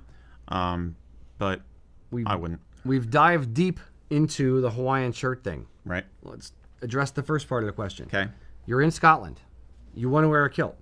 Is Yeah. it okay to dress casually in a kilt in Scotland? Dress casually, or dress casually, goofy. As saying, a little, how- let's say playfully. If Tartan Army is playful, if the people with the Hawaiian shirts are playful or mischievous, is that okay if you're in Scotland? If you're an American in Scotland? Tartan Army dress, I see two subtle but different paths between Tartan Army and Hawaiian shirt guy. Totally, Tartan Army, totally. soccer top, worn with a kilt, playing Super Scott for the day. It's of a thing. It's of an ilk. Context. Versus context, exactly. The Hawaiian shirt, it's crossing streams. So if you're in Scotland, let's phrase this a different way. Okay. You're going to Scotland. Awesome. You're going to wear a kilt Yes. every single day. Yep. What types of outfits would you put together? Merino wool hiking T-shirts. Okay. A couple of military, pilot shirts, Similar and to this? then a nice dress shirt, vest, and tie. Okay. Would you Probably wear? that's about it. I don't think I would take a jacket or anything. Okay. Depends on the weather. Depends when on you're depends going. on where I'm going, but chances are I would not need a jacket. Okay. Would you wear An argyle jacket, kilt jacket. Would you wear a T-shirt with a kilt? I just said I would. No, you didn't. You didn't list T-shirt, which is why I brought Yes, it I up. did. I said a merino Hiking shirt. hiking T-shirt. You didn't say T-shirt. Okay. I thought I said T-shirt, I was but- thinking like longer sleeve stuff, but understood. I would wear even if it was like a. Would you wear a band shirt? No, but I don't usually wear band shirts. Okay. See, or a graphic. I'm not the best person to ask. A graphic tee. I used to wear more graphic tees, but I've since gone away from that. Really, most of the years I've worked here, in fact. I mean, if you watch any of these videos, you'll see me saying wear just a plain T-shirt and maybe a necklace. If you want to add some Celtic bling, don't do a printed T-shirt. Keep it clean. Keep it simple. I'm of two minds. I wear a lot of plain black T-shirts. But you also like your printed shirts. But I do like my printed shirts. I got a few CBGB shirts I wear. Your orange Ungrateful, shirts. Ungrateful Colonial. Ungrateful Colonial. Yeah. So I like wearing playful. Not say playful, but I like wearing graphic tees as well, and that could work with a kilt just as well. The things I would point out, it's in the details. It's in how sloppy you look versus well put together you look. So, tuck the shirt in. Make sure your sporran is appropriate for the level of wear. Meaning, if you're wearing, something like this, I have a day sporran on. I don't have a dress sporran on. A dress sporran is not appropriate for this context. Right. Tartan Army would do it, but that may be the only sporran that they have. So make sure your sporran is hanging at the right height. If you're going to be wearing, kilt hose, make sure they're pulled up. Wear the appropriate All that stuff. bits. All that stuff Yes. we talk about. It's not. It's about being. You can wear a kilt casually. There's nothing wrong with wearing. 98% of the time, I'm wearing the kilt casually, but it's looks purposeful and the details are there and the details are kind of nailed down. Right. Versus looking like you got dressed in the dark. Right. Making sure the kilt fits you well. All these little tiny things add up to a better look. The better look subtly says to the observer on the other side, either you know what you're doing or you're respecting the culture and you're not just an ignorant American kind of thing. It's not a costume. It's not a costume. I this did is this with intent. Yes. This is what I wear versus I'm having a gaff and this is a costume. There are two very, very different approaches to wearing the kilt. Right. I don't think I ever thought of it that way. It's, is it a costume or is it daily wear? If it's daily wear, treat it like daily wear, do it the right way. Never thought of it that way? Not in that exact, lane of thinking. I don't think I've ever articulated it in that exact way. I would say articulate it that way maybe, yeah, but Yeah. Yeah, okay. Indeed. Any thoughts or comments from the peanut gallery there, Mr. Marty? There's a couple people asking, well, what if it was this kind of Hawaiian shirt? What if it was this kind? One example is, why not get the Hawaiian shirt of the surf and sand tartan? And I think you pretty much summed up. It's more about context. It's more about like. I think it's the subtlety with that. I mean, I think yeah, there are Hawaiian print shirts that might look okay with something like surf and sand, and I totally get it because of course surf and sand, but subtle, not high contrast designs. And when you think of a Hawaiian shirt, you're not thinking of subtle. You're thinking of like the one Elvis No, wore there's or lots. there's a huge variety. Aloha shirts have been around for a long time, and there's a huge variety of them. So I think it's a possibility, but I think keep it simple. Yeah, and Subtle. I would also, and I'm going to go beyond Hawaiian shirts so that people who like Hawaiian shirts don't think I'm just picking on Hawaiian shirts. I would not wear a Hawaiian shirt with a tartan kilt in the same way that I would not wear a big horizontal rugby shirt with a tartan kilt. That I would not wear a pinstripe suit jacket with a kilt. It's all of these things are strong patterns that don't match the freaking kilt. So if you have a big, strong pattern, do you remember the designer a few years ago, Ed Hardy, how he had those shirts that were popular for like a hot minute? And it was like print, like crazy print all over. Yeah. I wouldn't wear that with a kilt either. If it's too much, you need something plain to balance it out. So you can wear an Ed Hardy shirt. You can wear a Hawaiian shirt with a pair of jeans, with a pair of khaki pants, with a pair of shorts, something simple and plain. If you're wearing a kilt, wear something plain up top. You need one part of the outfit to be the statement Center piece. stage. Yep, If exactly. you're wearing a kilt, de facto, it is the center stage. So everything else has to complement it and work around it because it takes center stage. Marty. Someone, Roderick, threw in the comments, if you want something tropical to wear with a kilt, a guayabera. There we go. Is a Also is known a as good a way to go. Mexican wedding shirt. Yeah, which Jordan just brought up. I think that would be Possibly. The problem is that most of those, as these photos indicate, a lot of them have Decorations. well, that's the whole point. But they have the hip level pockets, and if you're tucking it in with a kilt, which it's gonna eat those pockets. it's going to look weird. You're going to see the little top of the pocket sticking out. Now, some designs do not have that. Yeah. So sure, Gayabara shirts and the right one would go better. there's one from Southeast Asia that's like sort of a Thailand, Indonesia kind of vibe, very similar kind of shirt, which I could almost see. But again, the print on that is usually there's embroidery and it's beautiful, but it might be a little bit much. But But the ones that are subtle are the ones that work the Gayabara's best. the embroidery and stuff on, and I had a professor in college who wore them all the time. That was like his uniform. It's fine. Yeah, Nice. I think that's case in point. So yes, it can be done. It can be done casually. It can be done casually in Scotland. Now, we've said before, said again, you will be looked at probably as a tourist. But if you're wearing it respectfully and you're acting respectful in your interactions with people and you're not loud and screaming and stuff, it'll be fine. There's no reason you can't. When I go across to Scotland, a lot of times I don't wear the kilt because I don't feel like being looked at necessarily. I kind of would just blend in a little bit. So in that instance, when I want to blend in, I'm not going to wear a kilt because it automatically stands out. That said, if I want to, I will. So you can, if you want to do it, wear a kilt in Scotland and wear it casually. It's fine. Yeah. That's all I got to say about that. Indeed. All right, Marty. Yeah. On to the next one from Gabe Philpott. The more kilts I buy, the more the matching gear seems to multiply. The accessory clutter is starting to take over. How do you organize your kilt accessories? Got any closet hacks or other ideas? Why, yes, we do. Indeed. Because this is a real problem. Everybody runs into this at some point. Yeah. Things tend to take over. So, Yep.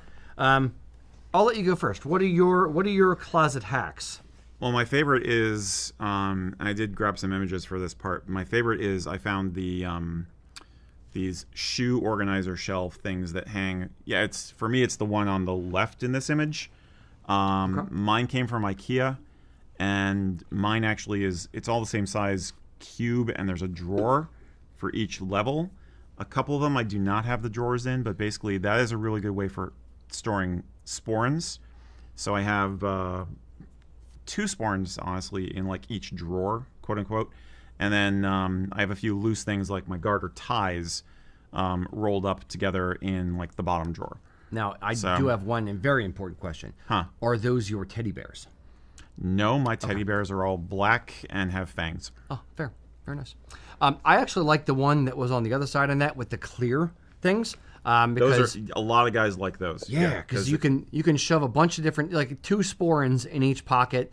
You can have your kilt hose and you can immediately in see there, it. and you can see exactly what you're doing. It's all kind of laid out in front of you. That's a great hack. Another one that if you have a door in your closet. Yes, if you have a door in your closet, exactly. I don't. And a door that physically opens out. Yep. Now take that one off, Jordan.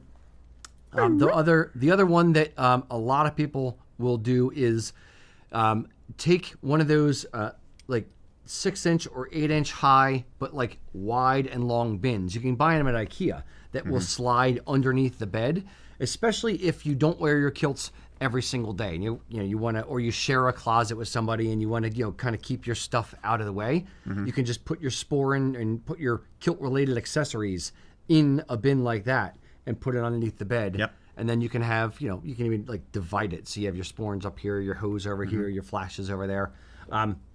What I do for flashes, for the tartan flashes, is I'll usually take, if there's a set of tartan flashes to match my melting pot tartan here, I will hang them on the hanger for the kilt. Yep. So I'll keep the matching flashes with the kilt. Yep. I do the same thing. Yeah. I had a drawer in my dresser. You pull it out and boing, all the flashes, come springing out of the drawer, just shoved with 1,000 different sets of flashes, and then trying to find the one pair of the tartan kilt that you're going to be wearing that day becomes a bit difficult.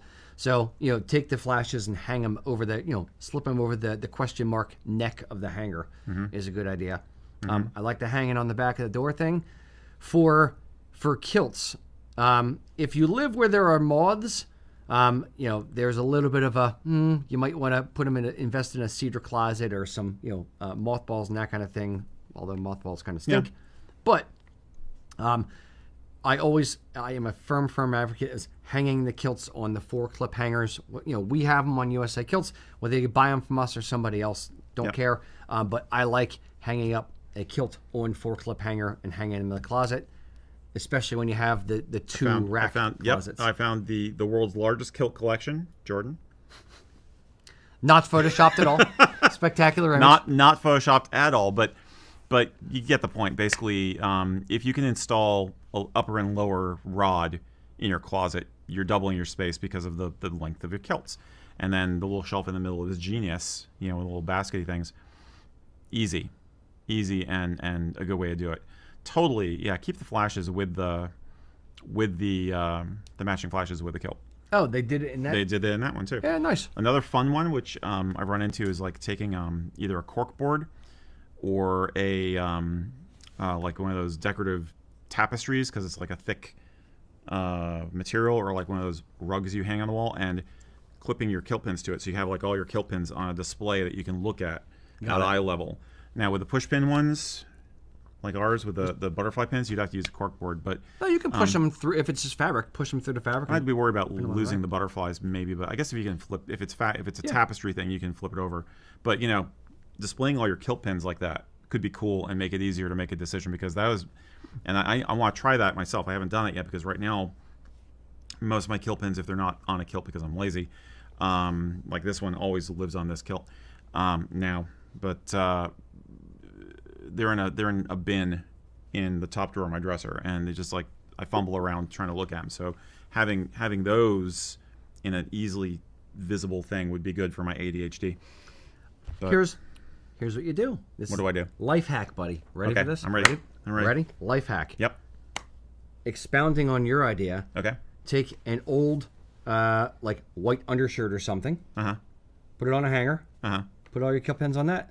And then you can move it on the rod. Then you literally just hang it up in the closet. And all the kilt pins are displayed. Nice white background. Yeah. Okay. Or if you prefer black, you can use a black t-shirt. Same thing. But they're all there. I like your idea of putting them all together. And I'm like, yeah, you can use a kilt hanger and buy a piece of fabric and just hang them from that. But I'm like, just put them on a white shirt.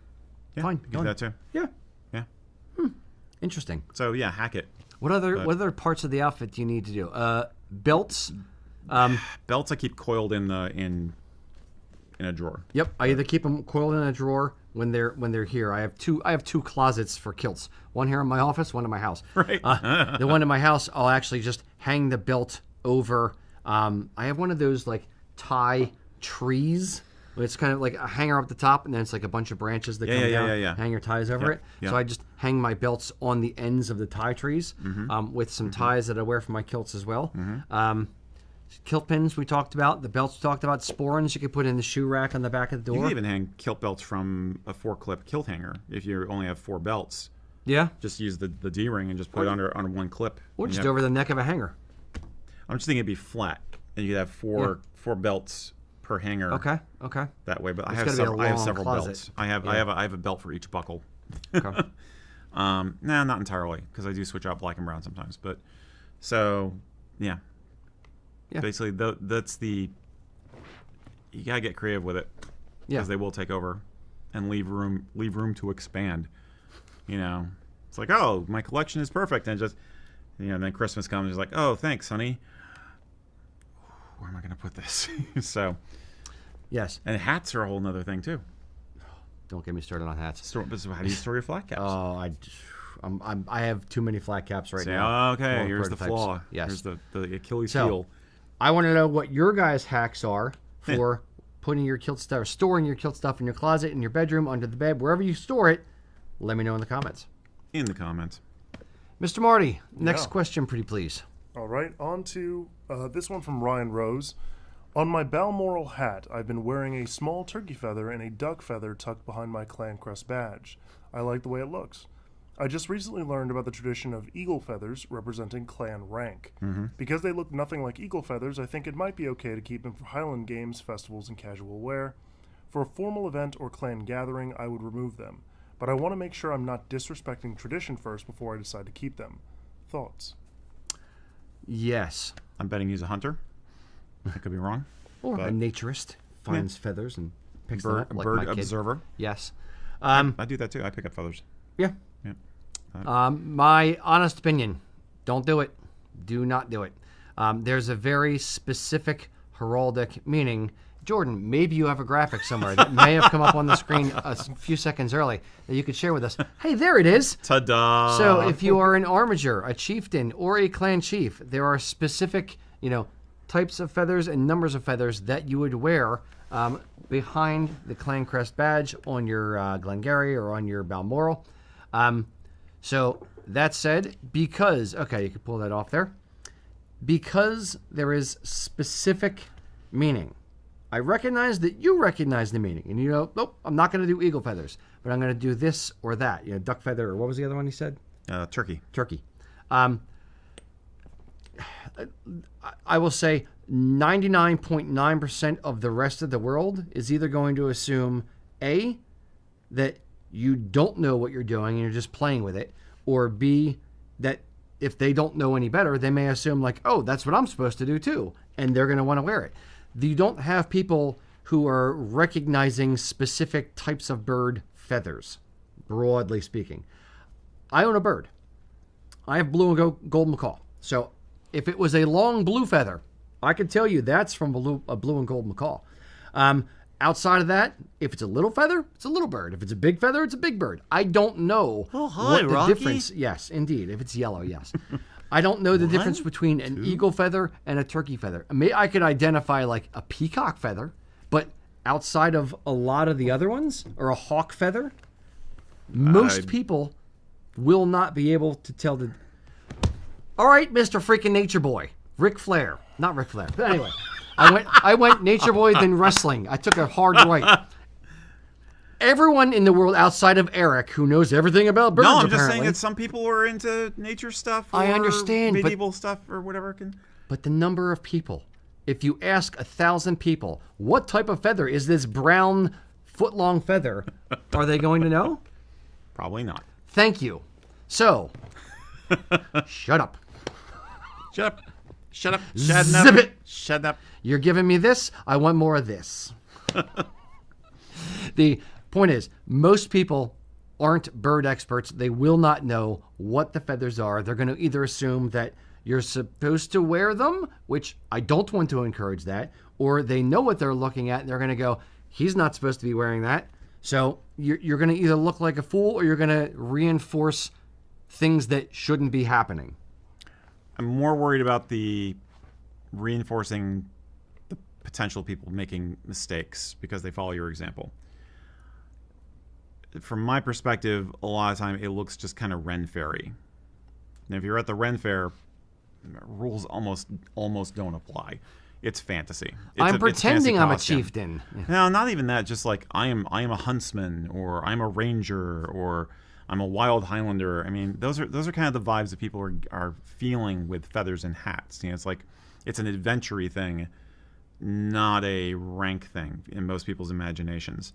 When you see an eagle feather or feathers in somebody's head covering at a clan festival, it's pretty obvious that it's a rank insignia because they're like this high. They're big and they're very bold. Yeah. I will make a huge exception if you have Native American heritage. I think it's questionable crossing the streams there, but that's a completely different conversation. I know there's some people who are very proud of the fact that they've got Cherokee ancestry, and they want to give a nod to that. And eagles not eagle, but feathers are very often a part of that. But let's take that out of the equation for now. I think it's going to look too much like a Ren Fair thing. There are alternatives which I think are cool or cooler. A hackle is okay, and that's basically the feather tufty thing that you'll see in bagpiper uniforms. It's an option. I don't really think it's that great, but it's an option. If you want to do it, find the plant badge of your clan and wear that. I mean, and I have no problem with artificial plants being used for this because, you know, again, the chances of you finding it's fall. You're not going to find a blooming thistle in October, right? But, you know, so fine, it's artificial. But the point is, it looks cool. It's extremely On brand. on brand, we could For say. Scotland, yeah. Historical. I mean, older than using tartan as a clan identifier, frankly. And it's a conversation starter because people don't see them as often. So you're more likely to have an interesting interaction with somebody when they say, "What's the thing in your hat?" And you get to say, "Well, this is blah blah blah blah." So those are all the reasons I would do it. Let me interject for half a second. I had one other minor point I wanted to make, but go ahead. Directly on that last point of it's a conversation starter. Mm-hmm. It shows that you are a sincere student of the culture. Now, the inverse of that will also be true. Someone comes up to you and says, "Hey, you have feathers in your cap. Are you, the chieftain? You have 3. Are you the chief of this clan? Are you have 2? Are you a chieftain? 1? Are you an armiger?" And if your answer is, "No, I just like how they look," is that the beginning of a conversation you want to have with a person Right. who knows what they're talking about, who's Right. going to then say, "Well, then why are you wearing them? Do you understand that that actually means something in this culture, in this?" And there could go or off. even if they don't know what it is, they just have an inkling, Marty? I'm sorry. I had a thought along those lines. Sure. For Americans, since we have when I was fresh out of high school, a lot of my friends became Marines that summer. Mm-hmm. So as they came back to visit, the go-to kind of slur, I guess, was boot, calling someone boot, where they would show up in I know nothing about Marine dress code. They're dress blues at Right. like Chick-fil-A to say hello to everybody. And Well- the Marines in the building that were like working in the back or whatever will come out and be like, you're not supposed to do that. I know the civilians, me included, were like, "Oh, that's so cool, dude." So boot as in boot camp. So it's like Yes, you're obviously yes. a greenhorn. You're very new. You Yeah. don't know, and also Right. you're not supposed to do this. This is breaking the rules or whatever. You're trying I to show would- off. You're yes. puffing your chest. And as Americans, you're I was, flexing. I'm of a certain generation. We grew up respecting our military a lot. We had a lot of military. We have a lot of inbuilt like respect for the military. Mm-hmm. I would probably apply that to kind of Highland wear of like, if you don't know what you're doing, listen Don't to someone do it. who does, and don't do it. If you made a mistake, Yeah. that's fine. Don't do it a second time. Just walk it back. Yeah, I agree. And say you're sorry. I don't think we're at the level of it being stolen Not quite valor that severe. Yeah. or No, anything like that. not that quite severe. No. But it is Confusion, valor. You run the risk. You run the risk Confusion of valor. of looking the fool. Mm-hmm. And I know we're sounding kind of harsh, and I know just a little bit of a something in the hat is fun. It's personal style. If it's like just the duck feather or something, I'm not going to have that much of a problem with it realistically. But The taller it's feathers. the taller, are the bigger issue. bigger things, and we've run into once or twice people who are putting on airs and have kind of become a self-appointed chieftain of Umpty Ump group, and it's like, excuse me, Yeah. what? Have you talked to the people at the actual clan tent over there about what you're doing here?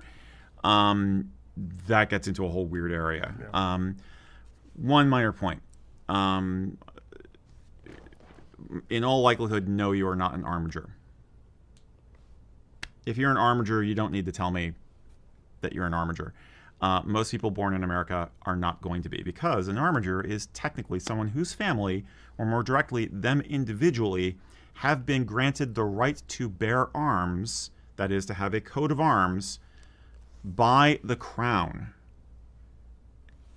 90% of us here in the colonies don't have that. I'd say north of 90. Yeah, yeah. So yeah, I mean, I could see someone out there thinking, well, one feather's okay. I wouldn't do it. Yeah. I wouldn't do it. Sorry. Okay, I'm going to play devil's advocate. Okay. What if, now, all those feathers straight up. Mm-hmm. What if he's wearing it Robin Hood style, like back I at think a lot of them do. 60-degree angle? A lot of them do, and I imagine people doing that very often. which is where Ren Fair? Exactly, it's a Ren Fair thing, and it comes from like the Cavalier thing, or the Elizabethan thing with the pheasant feather, which I mentioned to you at one point. It's like or an ostrich feather or something like that. Huzzah! I think to some degree, people might understand it's a different thing. Some people may not. Yeah. I wouldn't run the risk. I wouldn't run the risk. Personally, I wouldn't run the risk. If I was going to Ren Fair, all bets are off. But if I'm going to fair, I'm gonna play around with fantasy stuff anyway. Yeah, but there's not the same. It's not the same thing. Yeah, there's not the same. And I wouldn't be wearing a Balmoral or a Glengarry at the Ren Fair either. That's the point. It's like if you're dressed up as Robin Hood or you're dressed up as a swashbuckling pirate or whatever it is, someone that's going to have the big floofy, billowy feather in their hat. Right. It's not with Highland dress.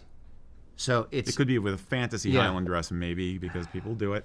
Yeah, but in this thing there's rules, in that thing there's not rules.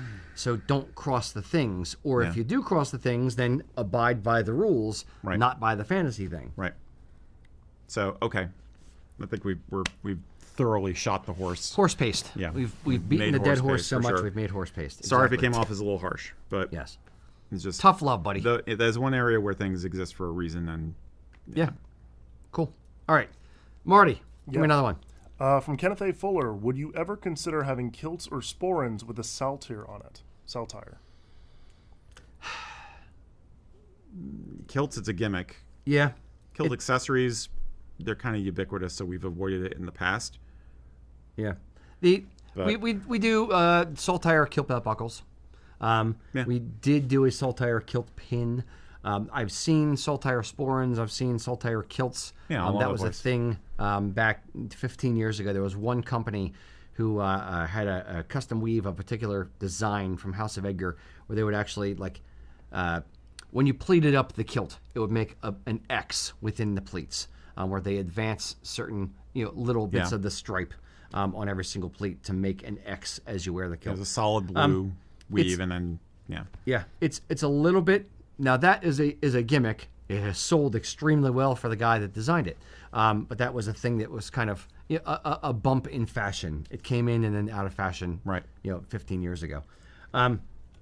The Saltire is a symbol of Scotland. Is in my mind, it's a good one to incorporate subtly. I don't think it has to be the main big thing because it's the flag. Just like it's for American stuff. I don't need a flag on every single thing that I have for America. I'm not sure you're patriotic enough. That's fair.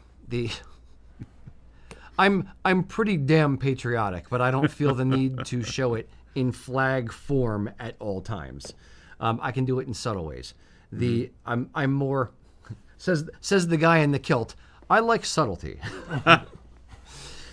No, I'm picking up what you're putting down though. I think because for me it's because it's very simple, almost plain, almost too simple in some ways. I think the challenge is combining it, integrating it, working with it to make it something interesting, so it's not so on the nose that it feels like a cliche. And I'm curious to know what other people out there would think too, because it's like I know we all have creative ideas of like our ideal sporran cantle or even like a t-shirt design or something. You see it even like t-shirts these days. If you have a flag in it, you're like doing a tattered effect, or you're putting it in context with something else, or you're combining it with other symbols. That's kind of where the magic happens when you're designing with it. So that's the thing. Yeah, when you take a thing that is so, as you pointed out, and I agree, very simple, a white X on a blue field. Yeah. How many different ways can you interpret it? And if you just put it on a sporran, that next to that, next to that, next to that, they all look the same if they're all Saltire sporrans. So yeah, that's kind of the issue. One of the things we like doing with the products that we develop, we carry some stock supported stuff from different companies, but I really like designing different things, whether it's different tartans, different kilt pins, different sporrans, than the existing ones that are out there, just to have some interest, do something different than the things that everybody else does, to separate ourselves a little bit, if nothing else. So unfortunately, the Saltire is a difficult one because it's a thistle you can reimagine in different ways. It's a flower. It's a natural thing. Right. The rampant lion, you can kind of reimagine in different ways, or a lion you can imagine in different ways. A white X on a blue field is a white X on a blue field. Right. Yeah, So- because there's not much to work with there. Yeah. Now, can exactly. you do? I mean, there are designs like you have the Saltire, and then you have like rampant lion over here, rampant unicorn over here. You know, you can. I've seen people play around with it that way. Doing a Celtic knotwork design, which just so happens, if you look at the right way, you notice the X's there. But I think I've got the idea. Oh no. I think I've got the idea. Here it comes. This boys is and this girls. is going to be a full. It's either a full pewter cast targe thing for a sporran, or it's a T-shirt. I want to have. I'm preemptively holding my face. I want to have a unicorn, Okay.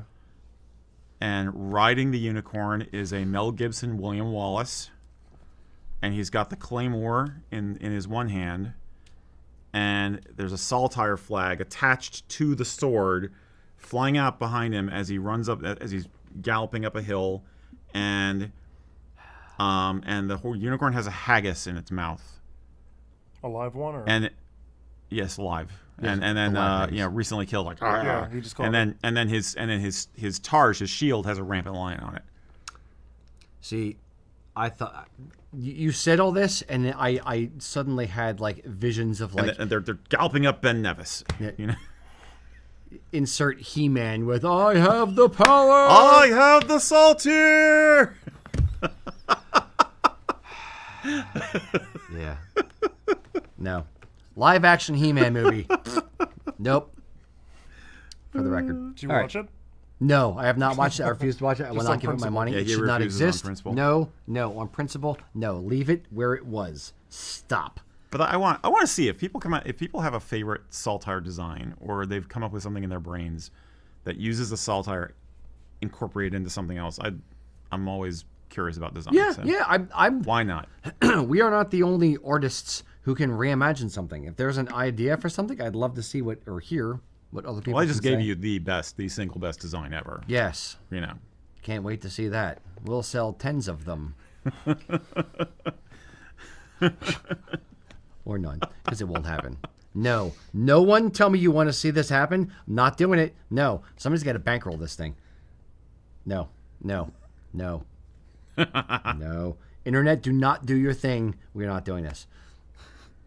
All right, Marty. Moving on. Give me the last one. Sure. All right, from Rocky, or from Robert. Rocky in You playing to the question? I asked Well, that's questions. bold. from Robert. Rocky, why are you so handsome? Damn. I'll give you my skincare routine, boys and girls.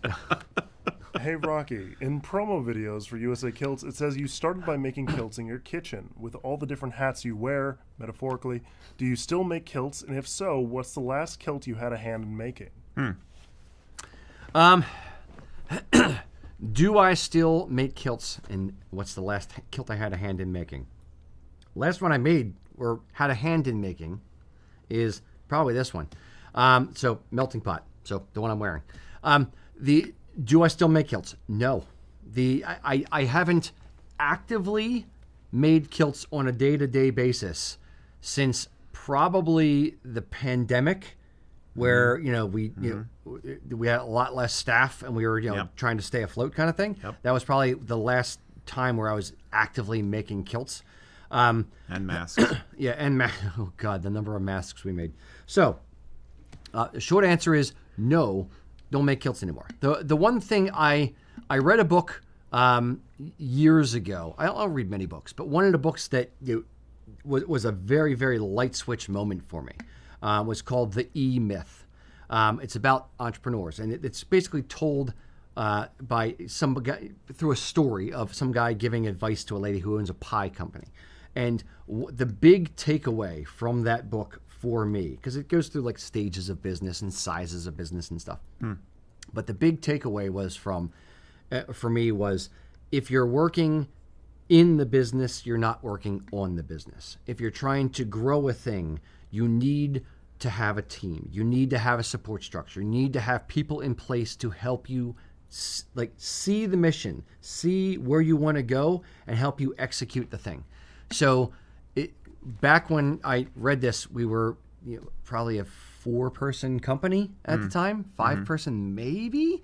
And I was making kilts. I was answering all the emails. I was shipping, all the orders. I was ordering all the stuff. I was counting all the inventory. I was doing all of the things and realizing that I couldn't make as many kilts as I needed to make because I had all these other responsibilities sitting over here.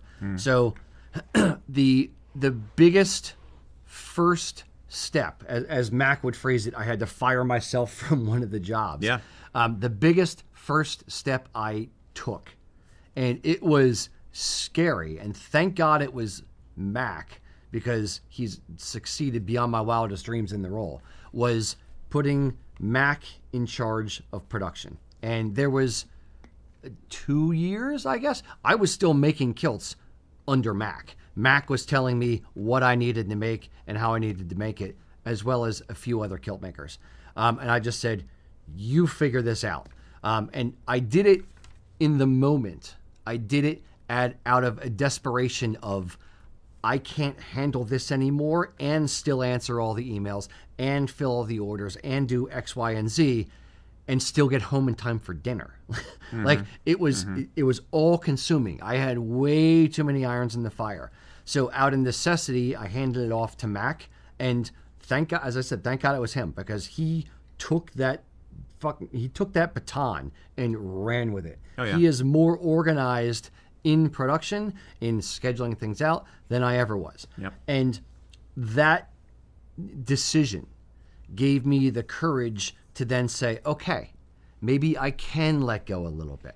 It's the need for control that a lot of entrepreneurs feel, especially in the early stages of a business, of no one's going to be able to do the thing the way I do the thing, or as from an ego standpoint, as good as I can do it. And flipping the switch in your brain to, it's okay. If they can do it 80% as good as you can do it, but it frees you up to do other stuff, it's worth it.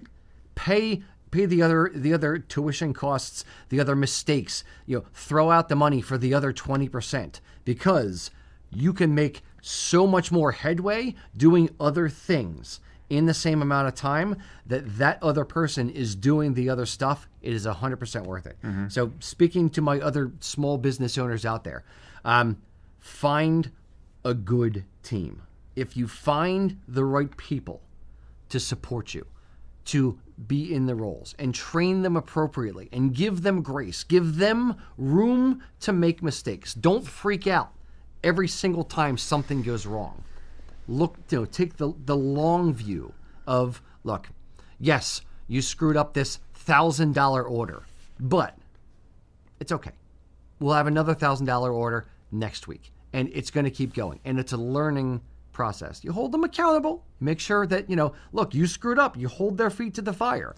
But at the same time, it's worth it to keep moving forward. And without people like Eric, without people like Mac, without people like Ian, and all the way down to our brand new kilt hires, without every single person in the organization recognizing the mission, recognizing the clear goals that we have, recognizing the culture that we have, without seeing all of that mixed together, it will fail, period. Or you will bottleneck and stay a one-person, two-person organization forever. The number of employees that we get from other small businesses who work in literally, Susie worked with one other person. She was in a 2-person company, and it was a wedding.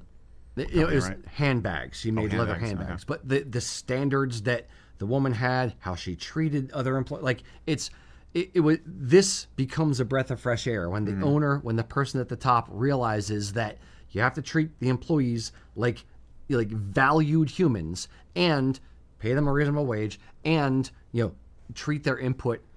The more you give to your employees, the more that they will give back. If you treat them like a commodity, they will treat your business like a commodity. And then why have them? Then just go back to being just you, and then you're going to be stifled by the amount that you can grow. And you want to have a heart attack? Go ahead, have a heart attack. There's that too. No, we've run into other people in our sphere who they run a little mom and pop shop doing their thing, and they burn out, and it's sad. It's really sad. Some of them, they find their level and they're fine. They're cool. But especially like people who are trying to make kilts for a living, definitely have run into people over the years who've had great ideas, but they didn't grow the business in a smart way. They didn't have the team to support them, and they wound up burning out. And when a bump came, they weren't able to absorb the shock. I think that's the other thing is you're building resilience if you do what you said. Yeah. You've got to be able to be flexible, and you've got to manage if a crisis hits, if cash flow problem happens or something like that. So, and building duplicity in all the roles, exactly. and making sure you're cross-training people, because it is a team effort. It's not a family. I'm not going to go like, we'll work here as a family.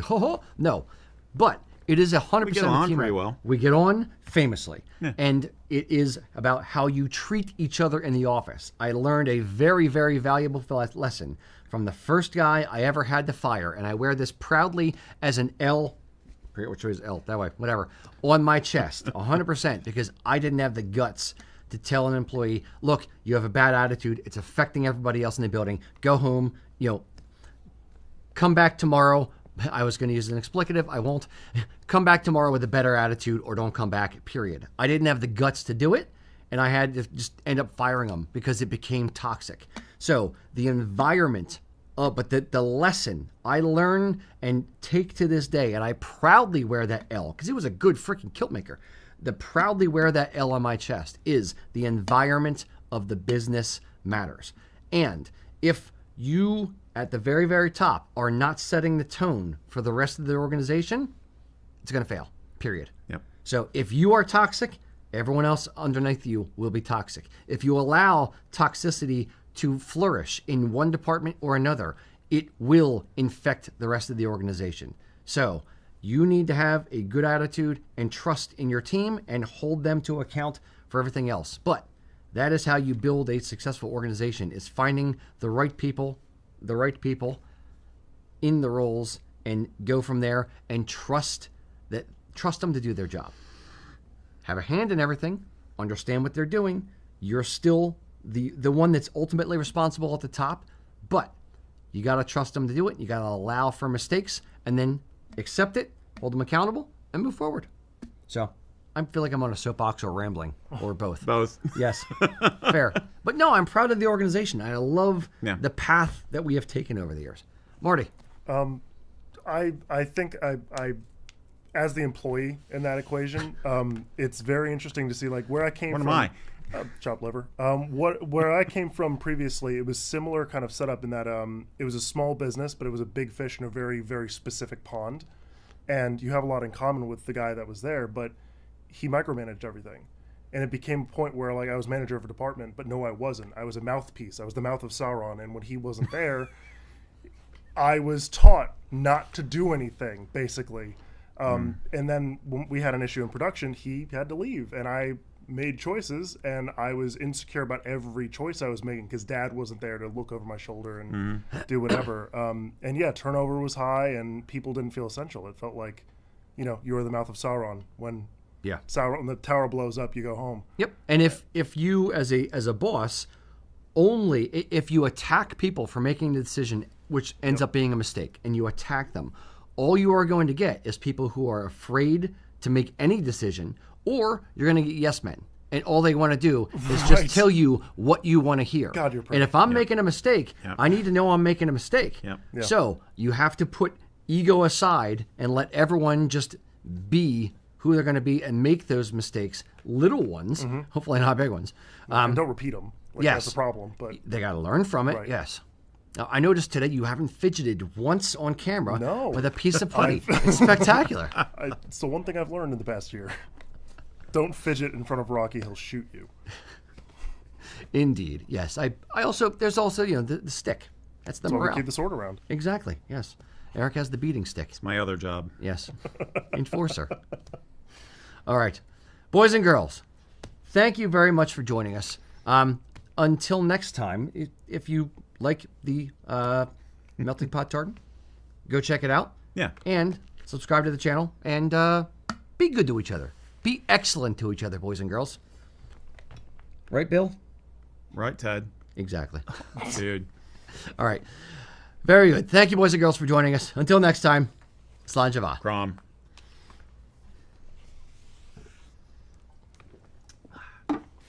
Sorry for rambling. I got passionate about the small business.